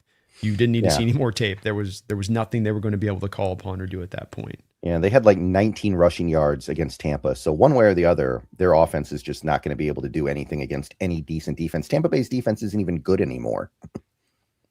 No, it's wild to watch because it was strong even, it seemed like, in the last year, but they fell off a cliff. I'll tell you what. Yeah. And obviously this only happens if the Panthers beat the Rams. But even if that happens, I imagine it would be kind of like a 2010 Seahawks type of thing where some crazy stuff happens, more so than the Panthers finding their next gear and suddenly becoming some great team. Like that's not going to happen. Yeah, and grinded out games in the playoffs. It's less of these things where you'll see 3-score type games like you would in a regular season, because coaches are going to be safe in the best of times. A coach like Macdonald is going to be super safe with his defense, and that's, again, come back to that conservative nature and how you're going to kind of run things, but by design, but conservative. Yeah. Yeah. If they beat the Rams, it'll probably be because Stafford threw like 2 pick sixes or something because he's turning into a pumpkin because he's old. It'll be something like that. Well, to your point, they play off coverage, cover 3 a lot. And why do they have the picks last time when it comes to that, and why that can be problematic? Because you have pretty good corners in Jackson and Horn out there, is that now Stafford's got to throw that with a little bit more of the anticipation off the break. And if those guys jump, like if it's an in-cutting route and he's off coverage, right? He's not running step for step from him in the break. There's some initial separation. You're anticipating the separation. And if the guy drives on the route, drives on the in break, drives on the out break, Stafford doesn't really have a chance at that point to make a decision with that. He has to sort of just throw it and trust that he's making the right read off the leverage. And that's where there can be some, if with a guy like Stafford, who's committed to pushing the ball down the field, committed to pushing the ball into tight windows at times, that's where you can have a game of 2 or 3 interceptions, because you are going to do that, and they're going to be in the right place to take that away. So could be a little bit of the mitigating factor in this game. But all that being said, Panthers had to own and control the ball last time. Like you just said, they don't really run the ball particularly well. They're not going to probably replicate that. You had rains coming down every time the Rams offense stepped on the field. And when they stepped off the field, Panthers seemed to have clear skies.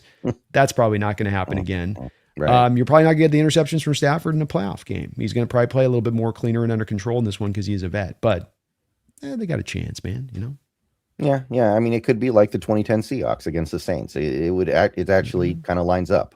Both. It does kind of line up. That Seahawks team was bad. This Panthers team is bad too. But I mean, this isn't college football, right? This isn't Alabama against Troy. This is 2 NFL teams. Wild things can happen. And I'll tell you this, the Panthers, though they aren't great at running the ball, they have the means to do so. They got a big, bad offensive line. They got a couple of running backs. Bryce can intermix his legs in there in a playoff game and utilize that here and there, especially the Rams front that wants to run the front 4 and all those twists and stunts. Those twists and stunts open the door for the quarterback to go get scrambling yards very easily. And so maybe parts of this they could, bury in on this. We'll see. So at the end of the day, I'm feeling really good about every possible matchup except for the Rams. And I don't feel bad about the Rams, but to me, the other 3, I do the math, and I don't really see a loss against any of those teams because of their clear weaknesses at this point. Agreed. I think we've got things that we can hold them to account on. We've got the means, part of having a complete team like we do. We can really, what is it to make your weak at? We've got a strength there to combat that. And I think we would do with all those teams, to your point. Yeah. All right. Let's take a moment to tell the people about the sponsor of the show today, which is Sleeper. Can you, while I set up, just tell them a little bit about what's going on with the boys over at Sleeper?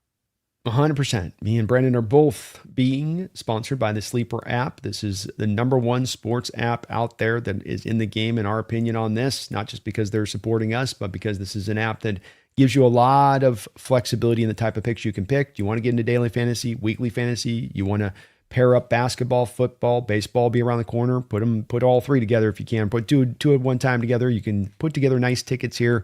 They got boosts set up on this, like you can see here on the pick on sale Brendan's got on this. So they've got these nice little kind of what you call almost freebie things they can put in here. But when you use our code, either SBN for Brendan, or for me, it's going to be Nest. Use this code when you put in your first deposit up to $100, and they'll match you up to $100 on your first deposit. And there's also a $20 freebie entry, no deposit needed. Just create a login. They'll put $20 into your accounts. That's $120 from Brendan and me to you through the Sleeper app. And they go out there, get some picks, put your football knowledge to the test this playoffs, go make some money. Brendan's got some great picks up here right now. Yeah, I got Josh Jacobs over 59.5, so that's 60 or more rushing yards. I think that Bears defense not really going to be stopping the run. I think there's going to be a lot of fireworks in that game. That's a pick on sale, by the way. Normally the over-under is set at like 74, but they give you a little bit of a break here.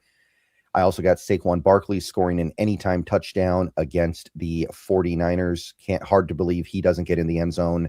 It would take like 4 Jalen Hurts tush pushes at the goal line to prevent that. Speaking of Jalen Hurts, also going the under on 0.5 interceptions, because there's no way Jalen Hurts is going to throw an interception. He's going to throw the ball like 6 times all game. And I got Loveland with over 4.5 catches. So that's 5 or more, because I think that game will be a shootout. And I think both teams are going to have big offensive numbers for their guys. So that will go 8.69 if that ticket hits. So get on over to Sleeper, put together your own ticket. Remember to use the promo code. We have NEST on screen right now. There's also SBN, which is my code. Either way, $100 match on your first deposit up to $100.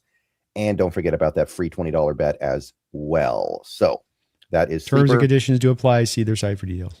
Yes. All right. Beautiful. So, yeah, okay. That is good. All right, so we got some more donos to get through here. We've got Malfair. Thank you for the $2 Canadian. Who replaces Kubiak? Any good promotable coaches? So Kubiak now has been requested for an interview with 5 different teams, which to me pretty strongly indicates that if he wants a head coaching job, he is going to get it. It's very hard to get 5 teams in on you. The only way, in my opinion, it doesn't happen is if the only job he wants is Atlanta, because I think that is probably like his dream spot. And he wouldn't want to go to the Raiders or the Cardinals because those are not good organizations. Maybe he would say, no, thank you. And maybe Baltimore, he would be like, Lamar doesn't fit my offense. I don't really want to be a part of that. Maybe he only wants Atlanta. Maybe Atlanta finds somebody else. Other than that, though, I think he's gone. Do you agree with that?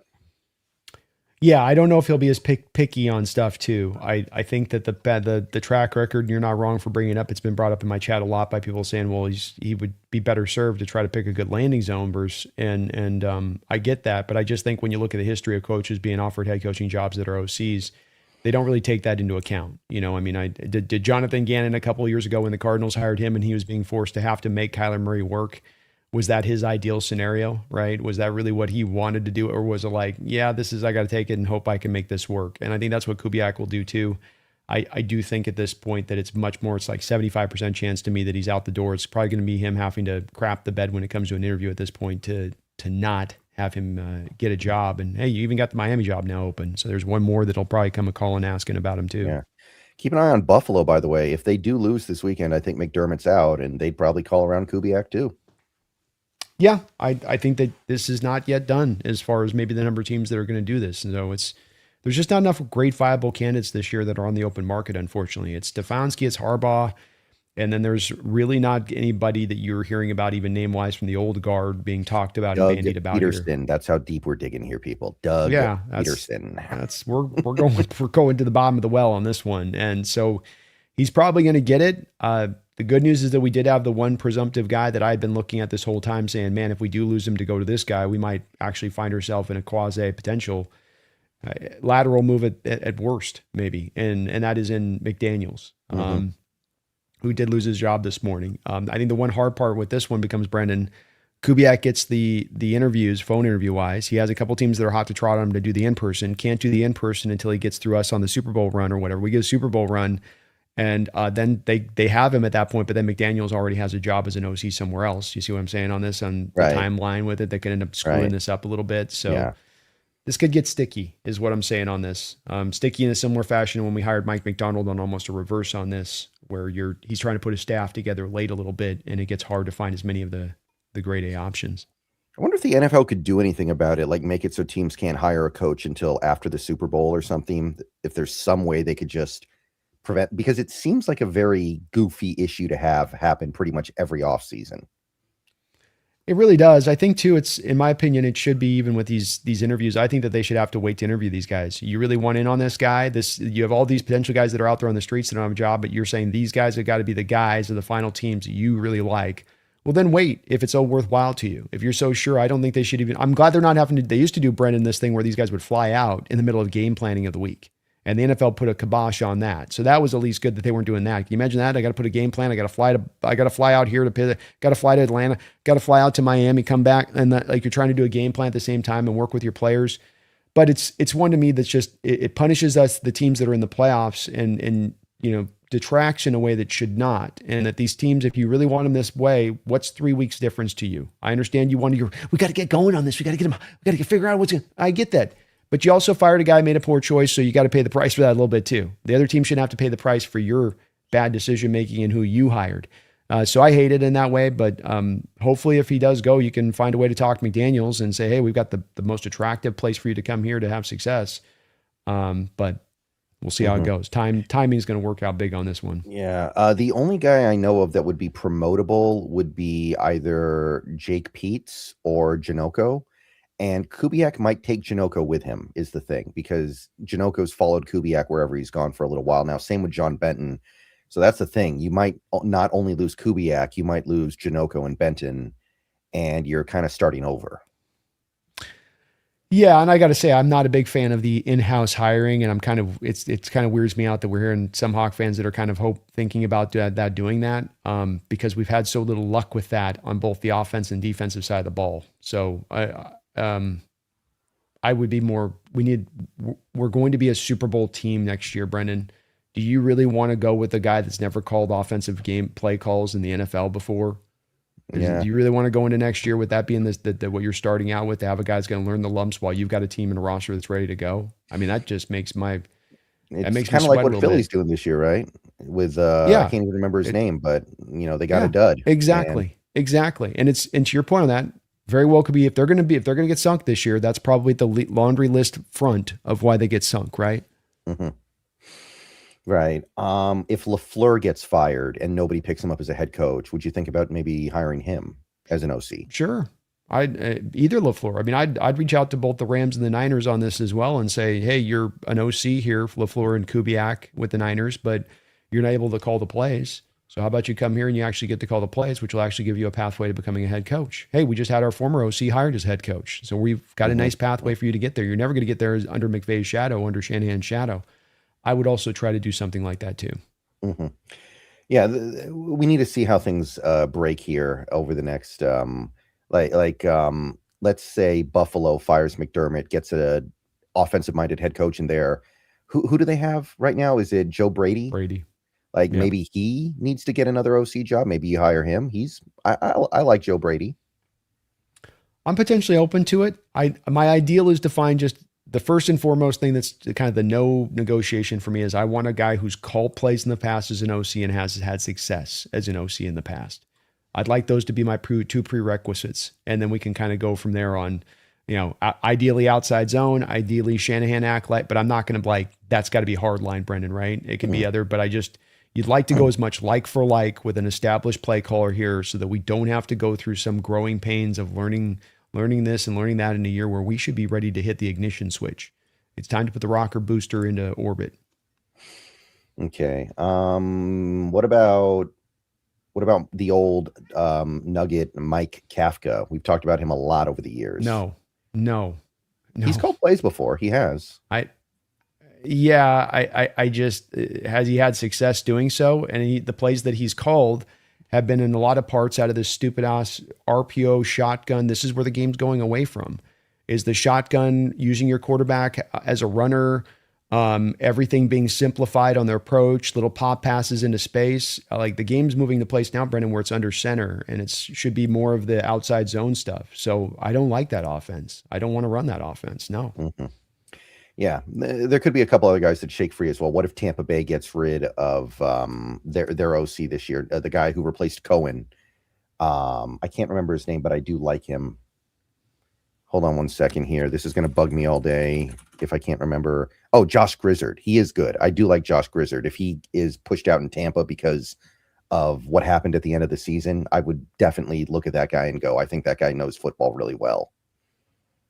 Yeah, I mean, I'm okay with that. It's a little bit of a different offense too to the designs of what it's doing, but it's got enough there that would be similar that that could work. All right. So yeah, a lot of interesting conversations to have this offseason if we lose Kubiak, but there are going to be some guys out there.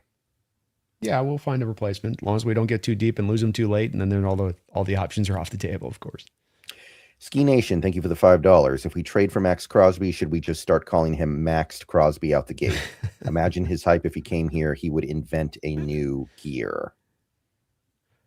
It would be that's a great nickname, man. I can't come up with a better one on that. And that I do think that you are going to potentially have a guy that you'll get a new gear to his game, going to a place where he gets a chance to win. Or we've had this happen a couple times with recent players added to our team. Yeah, we'll see how it goes. It definitely looks like now absolute, almost positive certainty that he's going to be moved this offseason. But they're also looking for 3 first-round picks, so we'll see where the bidding war goes to on this. We're not going to be the only ones in on this, and that's going to be the hard part, is that we'll have the intention to get him, but somebody may supersede us with what they're willing to give up for him. Yeah, I'll tell you, I did another mock draft a few days ago on the channel, and I've been looking at draft stuff because that's what I do. Of course, we always are looking at draft stuff no matter what. And, you know, you look at what you can get in that first round this year, especially with where we're probably going to be picking. It's pretty bad. There's not a lot there that is intriguing to me in any way, shape, or form. So if we can flip that pick, even with other picks for a proven veteran player, I am all over that. Like I want out of that late first round area. I'm in the same way. I think that this is a first round where we'll be picking a second round player in any other draft. And maybe not even a high second round player where we might be like, well, any other draft, this would be like a late second round pick. It's a lot of high floor guys without much ceiling. You're not seeing much difference makers in this draft, Brendan. Beyond the quarterback thing that gets, of course, caught up upon over and over again. That's really at the heart of this. So I'd be totally on board with doing it too. And Crosby would be just the guy I'd look to attack, because I've looked through the list, Brendan. There's not 3 Crosbys that'll be available. Like, he's going to be kind of one of one this offseason. And he's one of one that would be a perfect addition to your defense for what will be kind of also a quiet need. I just think it makes too much sense. And I hope John is willing to put down the pedal forward. I would applaud it tremendously if he did. Mm-hmm. Yeah. And I might do the 3 first round picks just because this first rounder is so weak. I don't know. I would hope that you could get him to come down a little bit from that. But I mean, there should be some punishment, right, for them not trading him at the deadline when they should have. Like there should be some depressed pricing because of that. Well, and he's just had cleanup surgery on his knee. Are you maxing out what your returns are? And I did kind of, to your point, think that they could have gotten more of a max at the deadline than they were going to get this offseason if they waited. The part that makes it hard to tell in this, Brendan, is how much you're going to be able to hold him aligned to. You just signed a contract last year, so now you're going to have to wait 3 years for us to sign you the new deal. As opposed to, if I trade for him, I've got to actually give him the money. And that's going to be a key point to what they can get back in return, on top of the bidding war that'll exist out there. Right. Probably doesn't come down to 3 first round picks. I'm with you. I'd be probably tempted. I think you probably are ending up able to do this with like a 2 1s, a second next year, and then a player or something will probably be enough to get it kind of done. But I'd be tempted too. We don't need a quarterback in the future. We got a stack roster. You look at it and go, definitely. Jay Malfair, thank you for the $5 Canadian. When Darnold lifts the Lombardi, Stephen A. Smith will complain that he's seen Lombardi's ghost out there. The big media folk use that lazy narrative. It's media folk. It's people on the outside in looking in. The criticism of Sam has been pretty wild to watch to me, because it's not that he's a perfect quarterback or without criticism. It's just that they hammer the same drum over and over again and hit it at the same beat, and they have nothing new under the sun to offer as any criticism within his game. And that's partly representative of how good the rest of his game is. But it's gotten old, it's gotten tired. And the people that keep trotting this type of stuff out are they're showing their colors of how little football they actually watch. Yeah. I'm just, I'm hoping that I don't have to deal with the offseason of people trying to run him out of town. That's we've talked about this before. It's like 5 off seasons in a row where a significant portion of the Seahawks fan base wanted to get rid of their quarterback, and I'm tired of it. And I'm hoping it doesn't happen this offseason, but unless we win the Super Bowl, it probably will. Yeah, it may be so, but you and I will be here fighting the fight because we understand what we've got in Sam, what we have in this team, and where they're going. And, he's a part of what's got you to the 14 wins here. He's a big part of what's got you to the 14 wins, and it can't be undersold. So, people can do all the complaint they want. They can have starry eyes for other Burrow. We make a trade for Burrow. Like, this is our guy. It's going to be our guy going into the future, and we're very lucky to have him. Mm-hmm. Kyle, for the 199, Packers have one sack in the last 7 games. They moved Ryan Clark at the same time as picking up Parsons. So it's kind of the key here with it is that you not only lose Parsons, but you lose Clark, and now you can slide double teams to Rashawn Gary, and he can get chips because you don't have to worry about anybody else in that defensive line for the Packers. They didn't get Lucas Van Ness to come forward. He just is not, the light bulb's not come on there. So they are where they're at. They don't have a lot they can do, and you're right. It's a limiting factor, that defense, in a major way, and they knew it. That's why they made the Parsons trade. That's why they threw all the money at him, and the picks is they were like, man, we need to do something because this defense is not going to be enough. Flat out. Yeah, and I think they were right to do it. It's just not going to work out, it looks like. Yeah, well, it's different if they have Parsons there. They're a couple games more won. They're looking a little bit better in this playoffs, and they're dangerous at that point. You got with what he was doing with that defense. So, yeah, it's a big loss. Sean McLeodart, thank you for the $1.99. Asked last week about Bobo run blocking, seemed to show up. I don't know if this is supposed to be showed up positive or negative, because the play I remember from Bobo last week was him trying to block and getting completely destroyed by Upton Stout on the perimeter in front of K9.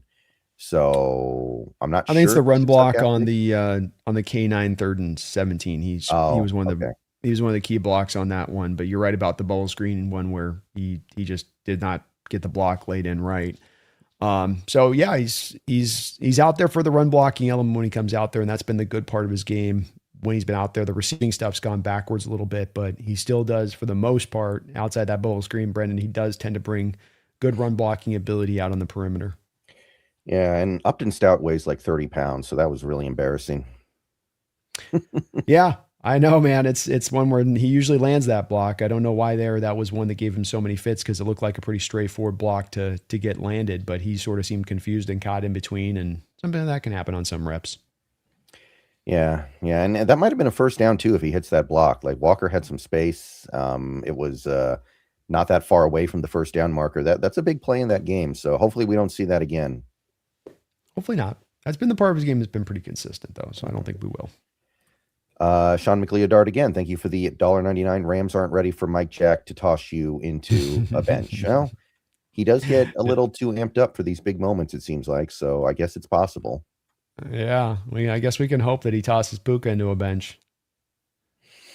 Yeah, I mean, Devontae Adams, it doesn't take much. He's at the point now where that hamstring is just looking for reasons to get injured, it seems like. It ain't 100% coming out there. He's hoping that thing doesn't pull, but I would be very surprised at his age after that hammy that he had, that he's back 4 weeks later and it's fine. It's one thing when you're a young player, but to your point, in your 30s, is like that stuff heals extra slow. Right. So yeah, we'll see what Mike Jack does this weekend too. I mean, I'm sure that no, wait, he did actually play in a playoff game for Seattle when he was here against the Niners. So he's one of the few guys on that roster with a little bit of playoff experience. So they'll be looking to him a little bit. Amen. And maybe he learned something from Jonathan Abram, because when Abram was here, remember the Debo play that kind of woke the Niners up? It was what was it? He grabbed a guy's leg and wouldn't let it go and was getting up and twisted it. Yeah. So maybe he learned something from Abram on that day. Never know. This is probably going to take that to beat the Rams. All right, we got Kyle with another $4.99 here. Seems like Seattle is taking souls out of teams and fan bases. Teams look tired and hurt, and the fan base is full of excuses while looking defeated. Yeah, it's a little like Detroit last year, right? Detroit had that stat last year where every time they played a team, that team would just kind of no show for their next game. Yeah, It's physical teams cause this. If you're a hyper physical team, you beat up on teams. It's a 1 week to get back the next game. Your body doesn't always get back onto it. And that is the hallmark of how we're doing it. I think when it comes to excuses, and specifically, I think 49er fans, Ram fans, 49er fans, I think it's understandable what the excuses they give. You don't want to admit that you've got a new team that's rising to the top of this division that's about to take over the prominence that you've enjoyed for the last 6 years. It's not a fun reality to have to face. And it's one that's hard as any of those two fan bases to look at and not think this is what's about to happen here. Mm-hmm. So yeah, hopefully they can keep it up. Hopefully they can continue it into the postseason. Amen. Thank you, Kyle. Appreciate you. Samuel Carlson, defense relies on communication. Will noise be a problem? Yeah, I've heard people talk about this before. What do you think? Yeah, I have heard this talked about. I think that the reporters did a good job of addressing this with Julian Love in the press conference yesterday, Samuel. So I would offer to you to go back and take a look at the Julian Love presser and him being asked a couple of different questions on this. And he speaks to the fact that initially with Mike Macdonald's defense last year at home, this was a problem, and a little bit of the reason why they weren't better at home, defensively speaking, because they were working their way through that. He feels that they have solved that with hand signals. He feels that they've solved and been able to find ways to still communicate around that in the environment. A lot of people are saying, well, it was probably that Rams game, considering how loud it was in that environment, that was probably causing some of the defensive struggles. He points to specifically within the press conference saying, no, we were just not on certain details of the plays. It wasn't lack of communication. It was that we just didn't get down to the details that we needed to be on those plays like we would have. I point back to that being the short week and the complex game plan that you tried to trot out there. But this is why as Julian also says in the press conference, this is partly why the defense has found substantially good play at home now this year, is that they've solved this issue. They've been able to work their way around it. I do not expect it to be a major problem. Julian also talks about how, and he says it with complaints, by the way, where he's like, they played those 16 loudspeakers on the practice field to prep us on this. And I don't really like that, but that's why you're doing that, is to lock in the hands. So they're doing all they can to kind of prepare for this, which should mitigate some of that as an issue, on top of it being solved better the longer that Macdonald's been here. Mm-hmm. Yeah, I'm not terribly worried about it. We've seen this defense play very well at home over the last couple of years at times as well. I know that there's some sense that we're better on the road, but I don't believe we're better on the road. I think that a small sample size indicates we might be, and that's not enough to make me believe we're better off playing on the road. No, and you've had some tougher matchups at home. If you look at the losses, even the last 2 years, last year Minnesota team, last year Packer type team, right? You've had more pretty good high quality teams come through too. That's also a measurement on this as well. Mark Sanchez, thank you for the $2. Why isn't any team requesting an interview with DA? Who is DA? That's DA would be Aiden Dirty. I think he meant AD. So it's, yeah. Well, the Browns did. Yeah, the Browns did. The Browns did. We'll see how much interest they have in it. There is a little bit of that. The Rooney Rule comes into play on this, where you sometimes wonder, is there true interest here, or are you guys trying to just make sure you cover your tuchus?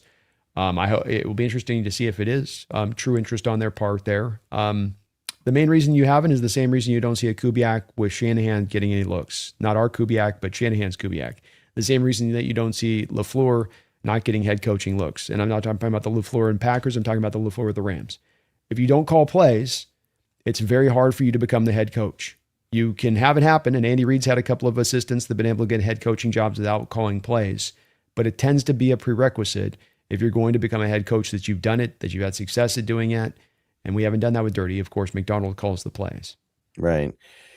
Yeah, I don't expect AD to get a head coaching job this offseason, but if we're really good again next year, you might see it happen then. There might be there is a sense that he's very valuable and very good with what he does on the defensive line. And I think that'll be appealing to somebody at some point, but feels like it's a little early.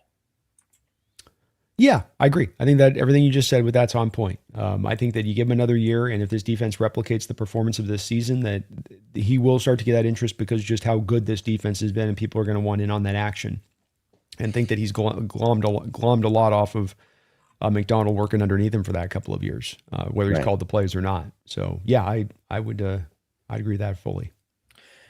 Seth, thank you for the $1.99. Do you think Robert Saleh or Chris Shula get a head coaching job? It seems like Shula from what I've heard. I Saleh can just still got a use new that. agent. He's going to have a job. He just Yeah. got a new agent. I think both He's these guys absolutely. do. I Yeah. think both these guys will. If I had to pick one, I'd say Shula, probably because the Niners defense did fall off a cliff at the end of the year, but I think there's an understanding that had more to do with the players than the coach. Yeah, I think and I'm on the other end of it where I would say feel like Saleh's got the better chance of it because I think teams are going to look at the injury situation. Number one, they're going to look at the Jets situation and that you got the short end of the stick on that when it came down to that particular thing as well. So I would probably point to that too within this. I think you're right. Just both of them end up getting a job. Stefanski gets a job. Harbaugh gets a job. But we've got 6, 7 jobs available. So it's like, and who's the next 3 on that, And those are 2 of the bright candidates though, and I do think that they get it when it's said and done. Right. Jesse Minter probably gets a job as well. It sounds like he's getting a lot of love. Yeah, he might. He's definitely a guy that's a possibility there. I can see that. I think Shula definitely ahead of him, but we'll see how many defensive minded head coaches get jobs. That's still one. I still think if there's 6 jobs available, we're going to get 1 or 2 that are defensive minded head coaches, maybe at most. Yeah, people are hyping up Brian Flores maybe getting one. I'm not so sure about that, but he has had a couple of really nice years. I guess it's not impossible.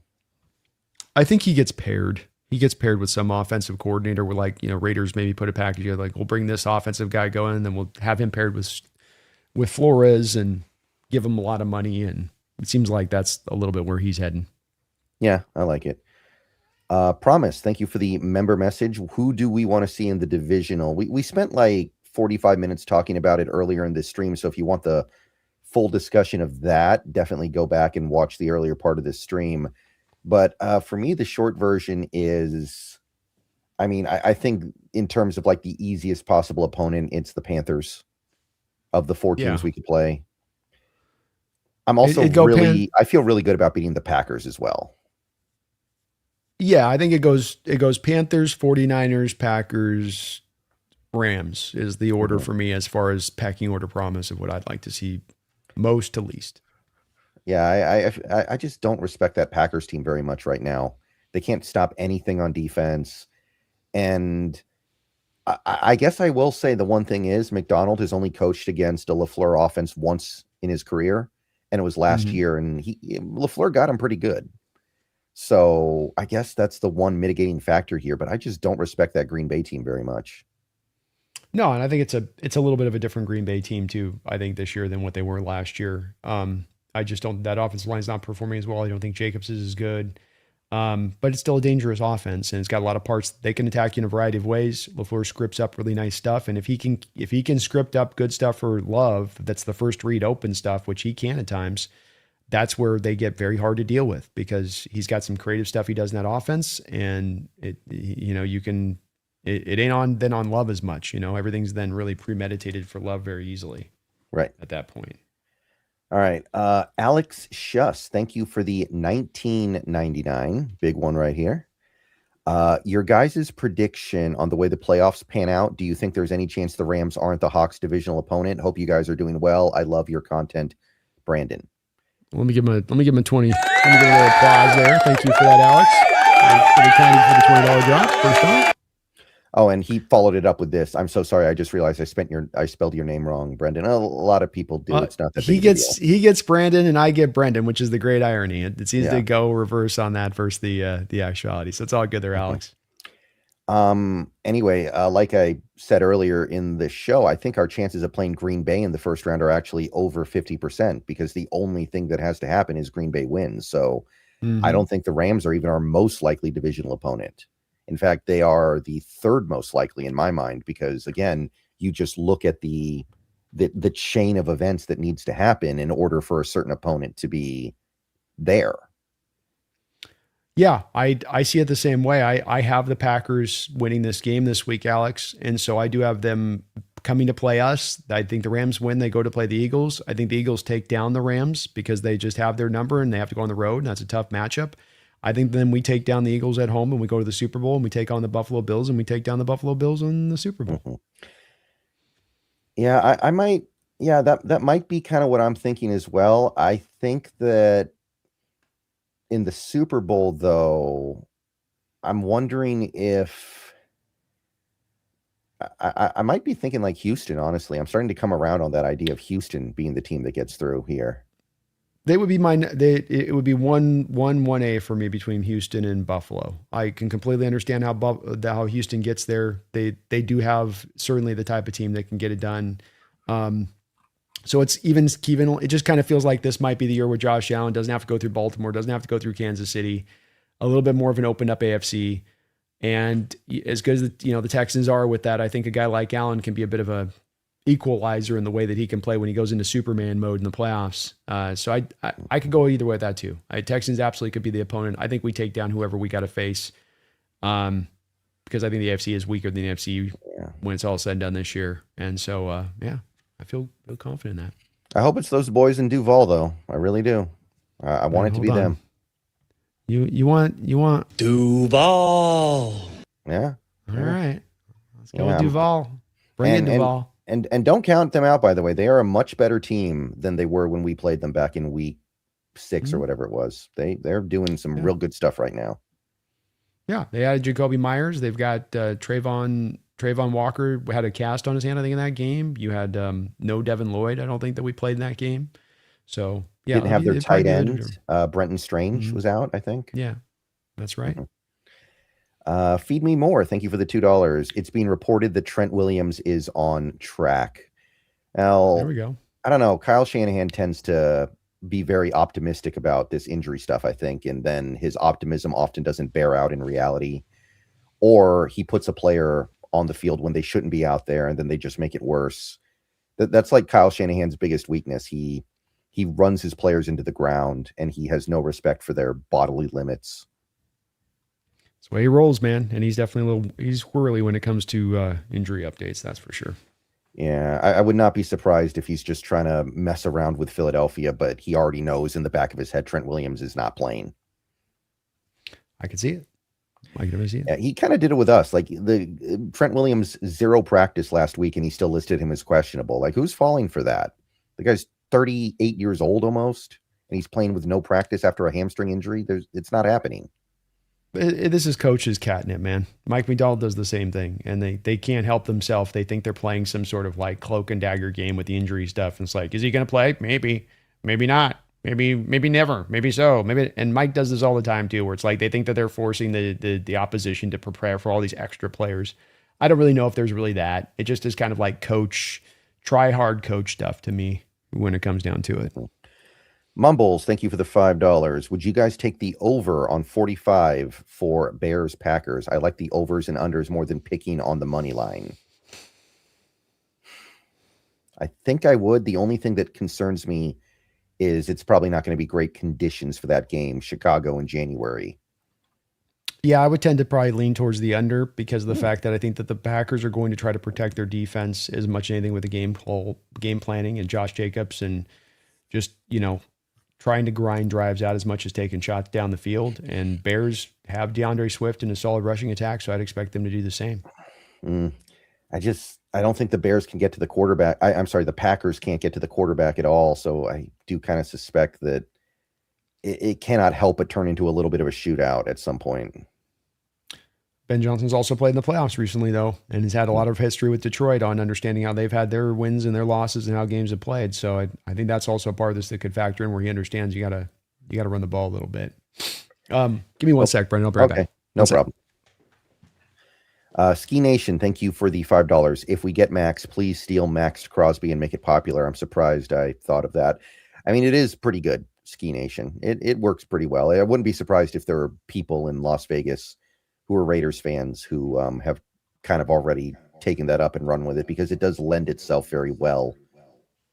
Oh, we have I think he put the earbuds so close to the micro.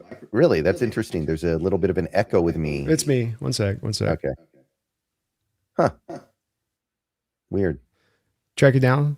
Okay. Yeah, I think we're good. Should be good. Yeah, now. we're good. Sorry about that, folks. All right. Yep. Give me 1 second. Hold on. Yeah, no problem. Right. So yeah, it works pretty well. I do like that. All right. We'll give Brandon a second to come back here, but thank you everybody for coming out. By the way, if you haven't already, please like the stream. Whatever stream you're on, I have 2 streams running, one for vertical, one for horizontal. Hawks Nest has a stream as well. Wherever you are, please give the stream a like. Give a subscription if you are new to our channels. We both do a lot of Seahawks content. And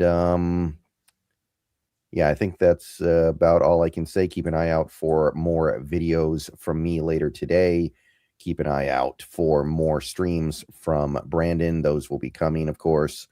Obviously, we're chilling out on this bye week, but let me see here. Let me see if there's any Seahawks news over the last couple of minutes. Yeah, I don't see anything. Okay. All right. Okay. So, yeah, just this super chat talking about the Maxed Crosby nickname. I will steal that. That's going on the title of my thumbnail when we sign him. Ski. Seahawks go Max. Mark Sanchez, thank you for the $2. Dable, Leftwich, or Harbaugh as potential OC. Well, I think Dable's a bad fit for a few different reasons. The Dable thing to me is like, I talked about this before, but Wink Martindale and Brian Dable clearly broke up very, very bad. It was a messy breakup. And Martindale is kind of Macdonald's mentor. So I imagine Macdonald would give Martindale a call and ask him about Dable. And we know exactly what Martindale would say about Dable, and that would close the door on that. So I don't think that works. Yeah, again, too, just like for the same reason on non-Kafka there, Mark Sanchez, I don't want to run shotgun RPO with Sam Brett I mean, that Dable goes from Buffalo, shotgun spread concepts, Josh Allen, shotgun spread concepts, college stuff. He goes to the Giants. He churns Daniel Jones into shotgun spread concepts. None of us, I think, would believe on this that you're going to be able to run Sam Darnold out of shotgun RPO where he's going to like keep it 8 times a game and go run with the ball. So it's just not an offense that fits to what we want to be doing going forward. That's like a Jalen Milroe offense if we decide to go that route. Like maybe that would work there. Maybe Leftwich. I don't mind Leftwich, but hasn't he been out of football for a couple years now? Yeah. Like there's clearly not a lot of respect for him. I wouldn't go for Leftwich when he was here and he was doing his quote unquote greatest work. It was when Tom Brady was running the offense. And Leftwich, I appreciate the suggestion, I do, but it's just these would be the very antithesis of guys of what I'm talking about, which is established play callers that works within this offense. We don't have to reset the offense and change everything up wholly anew, basically taking us back to scratch on the learning process across the board. That's the part where I really want to avoid that, and I think we can avoid that. I don't think we have to go down the road of a Dable and rechanging the offense or let's go to the air raid and go back to that. Like, let's stay with like for like on this a little bit. And with Jay Harbaugh, he's a special teams coach. He knows nothing about offense. So does he I appreciate the suggestion. I do, but does he mean John Harbaugh? Because it means Jay Harbaugh. Okay. Because if it's John Harbaugh's a special teams coach too. Yeah, exactly. I don't think either of those guys have ever called offensive plays, and I don't think they've ever wanted to. Yeah. I mean, I like outside the box thinking on it, Mark. I do.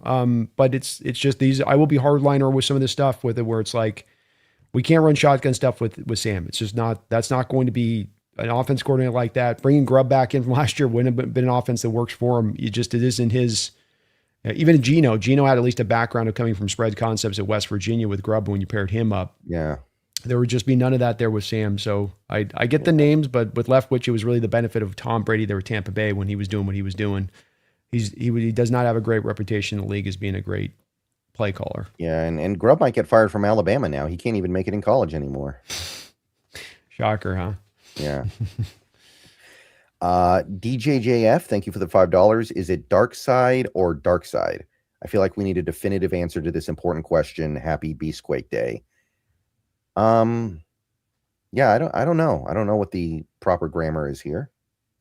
I guess dark side's technically a noun because it's speaking to a specific thing rather than it's on the dark side outside. It's like we are the dark side. So it's speaking to specificity in a noun. So I think the second one. Mm-hmm. Right. I'm gonna go with that. Happy Beastquake Day, DJ. And thank you to Mark for the don't know above as well. Ski. You guys are awesome. Yep. Thank you.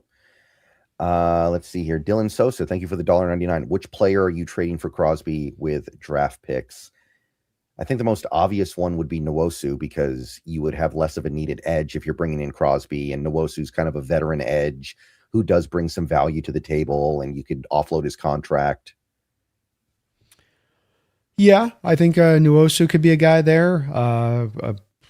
Would Christian Haynes carry any value in a kind of trade return on that? helping out an Um, offensive line that needs help. You know, I know you're going to bring back Drake Thomas, but you have a Tyrese Knight here. So, and Drake's only on one more year of his deal. Will the intention be to sign Drake to a long-term deal on a restricted tag? You know, maybe not. So that would be a guy to maybe, you know, take a look at there. well, to me, the interesting one would be, what if the Raiders like Milrow? Would you throw Milrow into a Max Crosby trade? If it's going to lower down the draft capital, where I can go 2 first-round picks in Milrow, Yeah, I that's what I'm like that a thinking. lot better. But is Tom Brady going to be sold on Jalen Milrow? I The don't guy that know. I turned have down no Sam idea. Darnold. The guy that turned down Sam Darnold. Well, I don't know. I don't like Milrow, but I know some people do. Maybe he's one of them. I have no idea. And also, how much of a voice does Tom Brady have compared to a guy like Spytek? I think it's a pretty loud voice in that locker room. He was enough to Carroll reportedly wanted Darnold, and Brady reportedly said, no, I don't. And that was enough to make it so that they didn't do the Darnold run after him. So Man, like that's a that, mess. That Raiders thing, they're never going to be it good. is a mess. No, it's awful as ever right now. Brady's not helped in the least, but I would think with Brady watching Milrow play the quarterback position off tape in Alabama, which is what he'd have to work off of, I don't think that he would look at that and necessarily say, but maybe. You never know. Like you said, I don't know his opinion on it. So maybe he does like Milrow a lot. If you're going to be able to take the 2 first-round picks and then remove a second, move the player, and that can be Milrow that you kick into the 2 first-round picks all day, every day, if that's a potential move you can make here. So, I mean, that's essentially you getting the return back for Milrow we'd hoped you could get, where if he doesn't become the starting quarterback, you get that sort of second-round return on him, like the capital increases, so to speak, because of the investment time you put into him. Right. And so now you're getting that investment time back a year later. That'd be tremendous. Yeah. I think that's kind of my dream. We can get rid of the Milrow thing and just ride with Darnold for the foreseeable future. And we don't have that lingering annoyance of a wasted 3rd-round pick anymore. That's right. That's right. North Swing, thank you for the $7 Canadian. Scale of 1 to 10. How confident are you we can beat the Rams again if we see them in the playoffs? I mean, we definitely can. If you're talking about like it's a 10 out of 10. I know we can. But, you know, at the end of the day, when you're talking about NFL playoffs, you have to embrace the fact that there is some variance. You can lose to a team that you expect to win. You can lose to a team that you should beat. And that's just the nature of sports at this level. Like there's nothing you can do to guarantee success. So I don't really know how to exactly to approach this question. Yeah, I think 10 is where I'm at as well with Brendan on this, in that we can play with this team. You had 4 interceptions in the first matchup, and it still came down to a field goal attempt. In this last matchup, you lost the turnover war, and you still won the game. You put out to where you can definitely beat this team. Now, look, it's super close though too. So it's like I'm confident we can beat them, but at the same point in time, it's probably a game if it fits to the first 2 matchups. If it fits to even the matchups last year that we went to, where the last game of the year, the earlier game that went into overtime, we seem to be very close with this team, and it tends to come down to the wire when it's all said and done. And when it comes down to the wire, it's it can be a bit of a coin flip on that as to, you know, who takes it. But that's where things like having home field advantage can be that little extra factor that helps you get a little bit further ahead of that team that you're so even with down the line. Right. I think there's a lot of residual PTSD from Pete Carroll and Clint Hurtt on beating this Rams team. Like, you look at this Seahawks-Rams matchup since Macdonald has gotten here, it's 4 games. It is not at all one-sided. It's not anything that we as Seahawks fans should be like thinking this team owns us. It's not the case anymore. Both years, Seattle and LA have been on roughly equal levels in terms of the seasons they've had, and the results have been pretty darn even. So it's just one of those things where I think we just need to realize that Pete Carroll's not here anymore. Clint Hurtt's not here anymore. These miserable defensive players that we've had in some of those games are not here anymore, and they don't really have much bearing on this matchup. No, they don't. It's a new era, and it's been a new era with Mike in here against the Rams team. And it doesn't mean we own them. It just means that it's not the same thing if they just easily can take us apart and piece by piece on that. So, if I can address too, I see in the chat a little bit talk on the Jay Harbaugh thing where a couple people are bringing up Arna. And definitely, Brian, I wasn't saying you're high for bringing it up. I can understand Harbaugh's had success and you internally promote a guy that's had success. But if you're talking about taking a guy from a special teams coach to an offensive coordinator, there's literally no track record of that I can think of in recent NFL history at all. And so when I say on this, when I push back against that, saying I just don't see that where we're going from on that, it surprises me a little bit that we have so many people that are pushing the Harbaugh to becoming the offensive coordinator thing, because he's never done it. Number one, the guy has only been a special teams coach in the pros for 2 years. Number two, we have no track record of it happening in recent immediate history. Number three, and maybe the most important part of this that I push back onto it, is that, do you guys really want to go through the ropes with a new offensive coordinator that's never called plays in his life? Like, it's not that you guys are, it's just that I'm confounded on why this is being suggested, because this is a team that's going to have Super Bowl aspirations next year. And you want to go through it with a coach who's never called plays, who's going to, the ups and downs that you have to go with that, the ins and the outs, the whatever good he's giving is going to get the bad on the other side. It's like starting a rookie out there 24/7 at a really key important position. Like, might give you some great moments, but you're going to have the rookie moments in there too. And if this was a team that was in its process of development, that'd be one thing. Even then, I'd be hesitant to do it, quite frankly. But the fact that you've got this team where they're at and humming, all the less more reason to do it. So I get that it's a lot of people mentioned on this, but you folks that are mentioning, and I love that you guys are hot to trot on Harbaugh with this, but it just doesn't make a ton of sense on it as far as where we're kind of coming from with this one. Yeah, generally special teams coaches that are really good go straight from special teams coordinator to head coach. Like, that's what happened with John Harbaugh. I think that's what happened with, no, wait. Was it Joe Judge who did that as well? I think Joe Judge was a special teams coach, and then he went straight to head coach. I think that's right. Yeah. So I think that's typically the path. You don't go from special teams coordinator to offensive coordinator to head coach. Yeah. I just don't think it's a good way of going with it on it. So, but maybe people are super hot. There's a lot of people hot on this. I'm kind of surprised that people are so wanting to make this be the risk here. And again, all that comes with that. Again, look at the track record recently of when we've had offensive coordinators like Waldron, and they have never called plays before, and you're having them call plays, and what comes with that. But I can't be more against it. And the background of having done some offensive stuff at the college level versus being a pro coordinator, doing things at a pro level on the offensive side of the ball, are night and day difference. The college game is a completely different game offensively than the game at the pro level. It is not even the same sport at times in the way that they play it. Taker, thank you for the $5. If Kubiak leaves, the double Mike McD dream is now possible. 2 all beef patties, special sauce. Yeah, I do. I am a big fan of McDaniel. I really like what he does with the run game. I think it's really, really advanced stuff that we would benefit tremendously from. If he was the OC in Seattle, I think we would not miss much of a beat.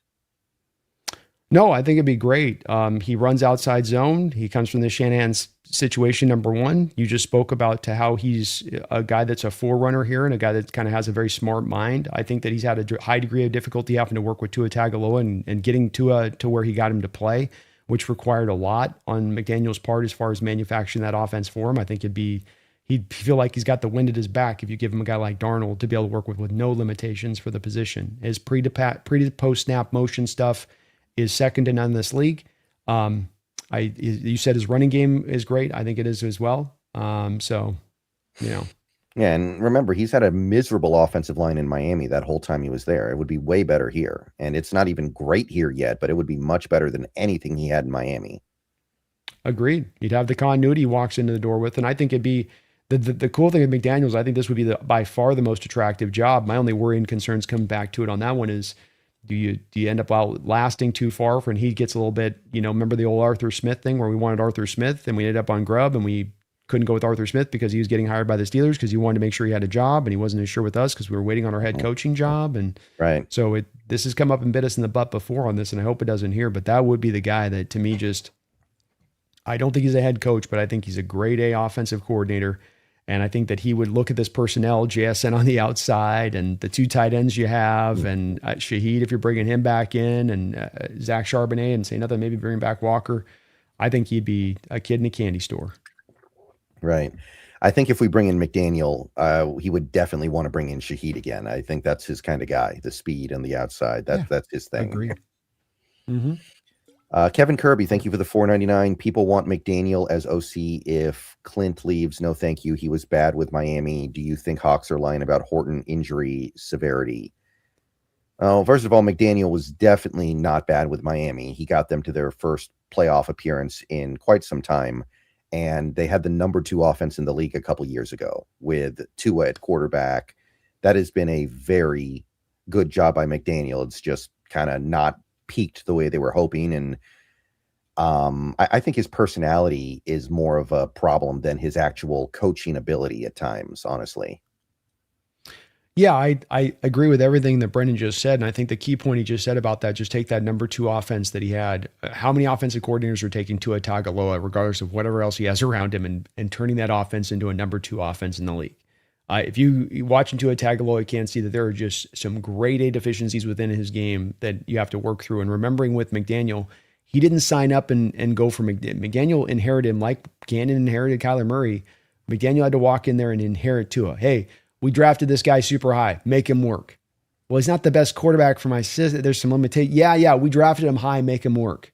And specifically that GM there that made that pick of him that remained there, of course, and been there for so many years was a part of that driving force there. And so the fact that he got success from that offense at all in the first place is kind of pretty incredible. The fact that he had them performing at the height that they were performing at, working around that limitation should really open up eyes of like, wow. And this says nothing of the fact that he did great work with the Niners too before he left there as well. So he's a guy with that track record to me that is pretty undeniable about what he's done, and that he would be absolute, at the very least, lateral move from what you're at with Clint, if not maybe a possibility of being an improvement, an upgrade at the position at that point. So Horton, I don't think they're lying about it. I just think that it's one where it's hard to tell on stuff that's cracked. When bone gets cracked, stuff heals at different speeds for different guys, and it's a broken bone. So it's one where it's not a ligament pull or a sore this or sore that. It's something that you got to wait till the bone's fully healed. And it's at that weird spot on your ankle, which on the front of I believe the front of your ankle where he's got the crack. It's a bad spot. And so, they're probably being very careful with it, but I don't think that there's anything more deeper at play with it as well. Yeah, and I don't know why they would lie about the injury severity for Horton. Like, I don't know how that benefits them. And I mean, the only thing I can think of is like they don't want to have to use him in the playoffs because he's a rookie. So therefore, they're going to just say it's worse than it is. Like, but why? Who's going to be on the active roster because Horton's out? It's probably going to be somebody like Derek Young or Ricky White III. Those guys aren't going to get to play either. So I don't know what the point would be. Yeah, I think it's one of those injuries that's been a little bit weird for them coming along. I think that they're just being careful with him, and they can afford to be Tua Shaheed, because why rush him out, like you say, to be essentially the third guy on the roster spot sitting on the bench if rest will help, his future for this thing to fully heal and not come back again to be a problem at all. I mean, it's hard to say on this stuff blind exactly with not knowing the details of the injury and what exactly is going on, kind of having to read Kevin between the lines with Macdonald's press conferences on that. And he can sometimes be very vague when it comes to the injury stuff. He's not always letting you know he's just kind of working through stuff. Mm-hmm. Thanks, Mike. Yeah. And I think most coaches are like that. And there's a reason why most coaches are like that. I think, is there anything else that we need to go over while we're just waiting for these wild card round games to play out? I think we covered it good. I hope Hawk fans are feeling good. I do want to say that as we're going to lead up into next week and talk about this, that I've been saying this in every single stream. I hope you do as well when you get a chance, the audience. And that's just, if you're in that stadium next week, we got 2 wins to go get us to a Super Bowl. You find yourself lucky you have a ticket. You know somebody who is going to have a ticket. Make sure that they know what time it is when they walk in that stadium. Remind them. I think some of the younger generation on this needs a little reminder. It's been 10 years since we've been this kind of team. So here's a reminder. You walk in there, you lose your voice. You walk in there, you go crazy. You walk in there, it's not about the food. It ain't about your phone. You be connected to the process of what's going on in the field, because you could help this team get to a Super Bowl. You've done it 3 times before. The last 3 times they've gone. Do it again this time. Capture that spirit that is so special in that stadium and take advantage of this great opportunity that this team has given you. And everybody's been telling us for years about why the environment's not been up to snuff for what had been 10 years prior, Brendan. They've sent it in our chat. They've sent it in the BNB show. Well, you got to give us a reason to win. Well, they can't get off the football field. Well, they get 1 step forward, they fall 1 step back. And all of the reasons that were provided have been thrown out the door. No more reasons. Number 1 seed, 2 wins. You go to the Super Bowl. Get in there and light that building up. Show them again why we were once able to create an earthquake off the back of our voices, because there's no bigger home field advantage in all of sports if you can take advantage of that way. Absolutely. I like it. I hope it bears out, but we will be doing one more show before our next game, because obviously we don't have a game this week. So next time we convene, we will be talking about whoever it is we're playing, going to be talking about that matchup. And thanks for a great show today. I know that we didn't have a game to preview, but there was still a lot to talk about. And a lot of people showed up. We had like 450 people here for a lot of the show. Yep. Thank you, guys. Yeah, it was great. So thank you, everybody. Brandon, thank you for doing this with me. Hope to do it again next week. Thank you, man. Always a pleasure with it. And appreciate all of the folks out there with all the donations and great discussion in the chat as ever with regards to this team, man. Mm-hmm. Right. So we're here, guys. 14 wins. We are the 1 seed. We're waiting to see what other teams do. We're going to watch other teams beat up other teams. We're going to be well rested and healthy and ready to go for that first playoff game. Playing somebody that just got beat up, it is something that we earned over the course of this season. Been a very great, special season. Maybe the best team in franchise history in terms of the regular season. Maybe. That's a 50-year history. Yeah, there's a 50-year history here. And this might be the best team we've ever had in the regular season. So let's make it a great postseason. Let's finish the job. And let's not forget, go Hawks.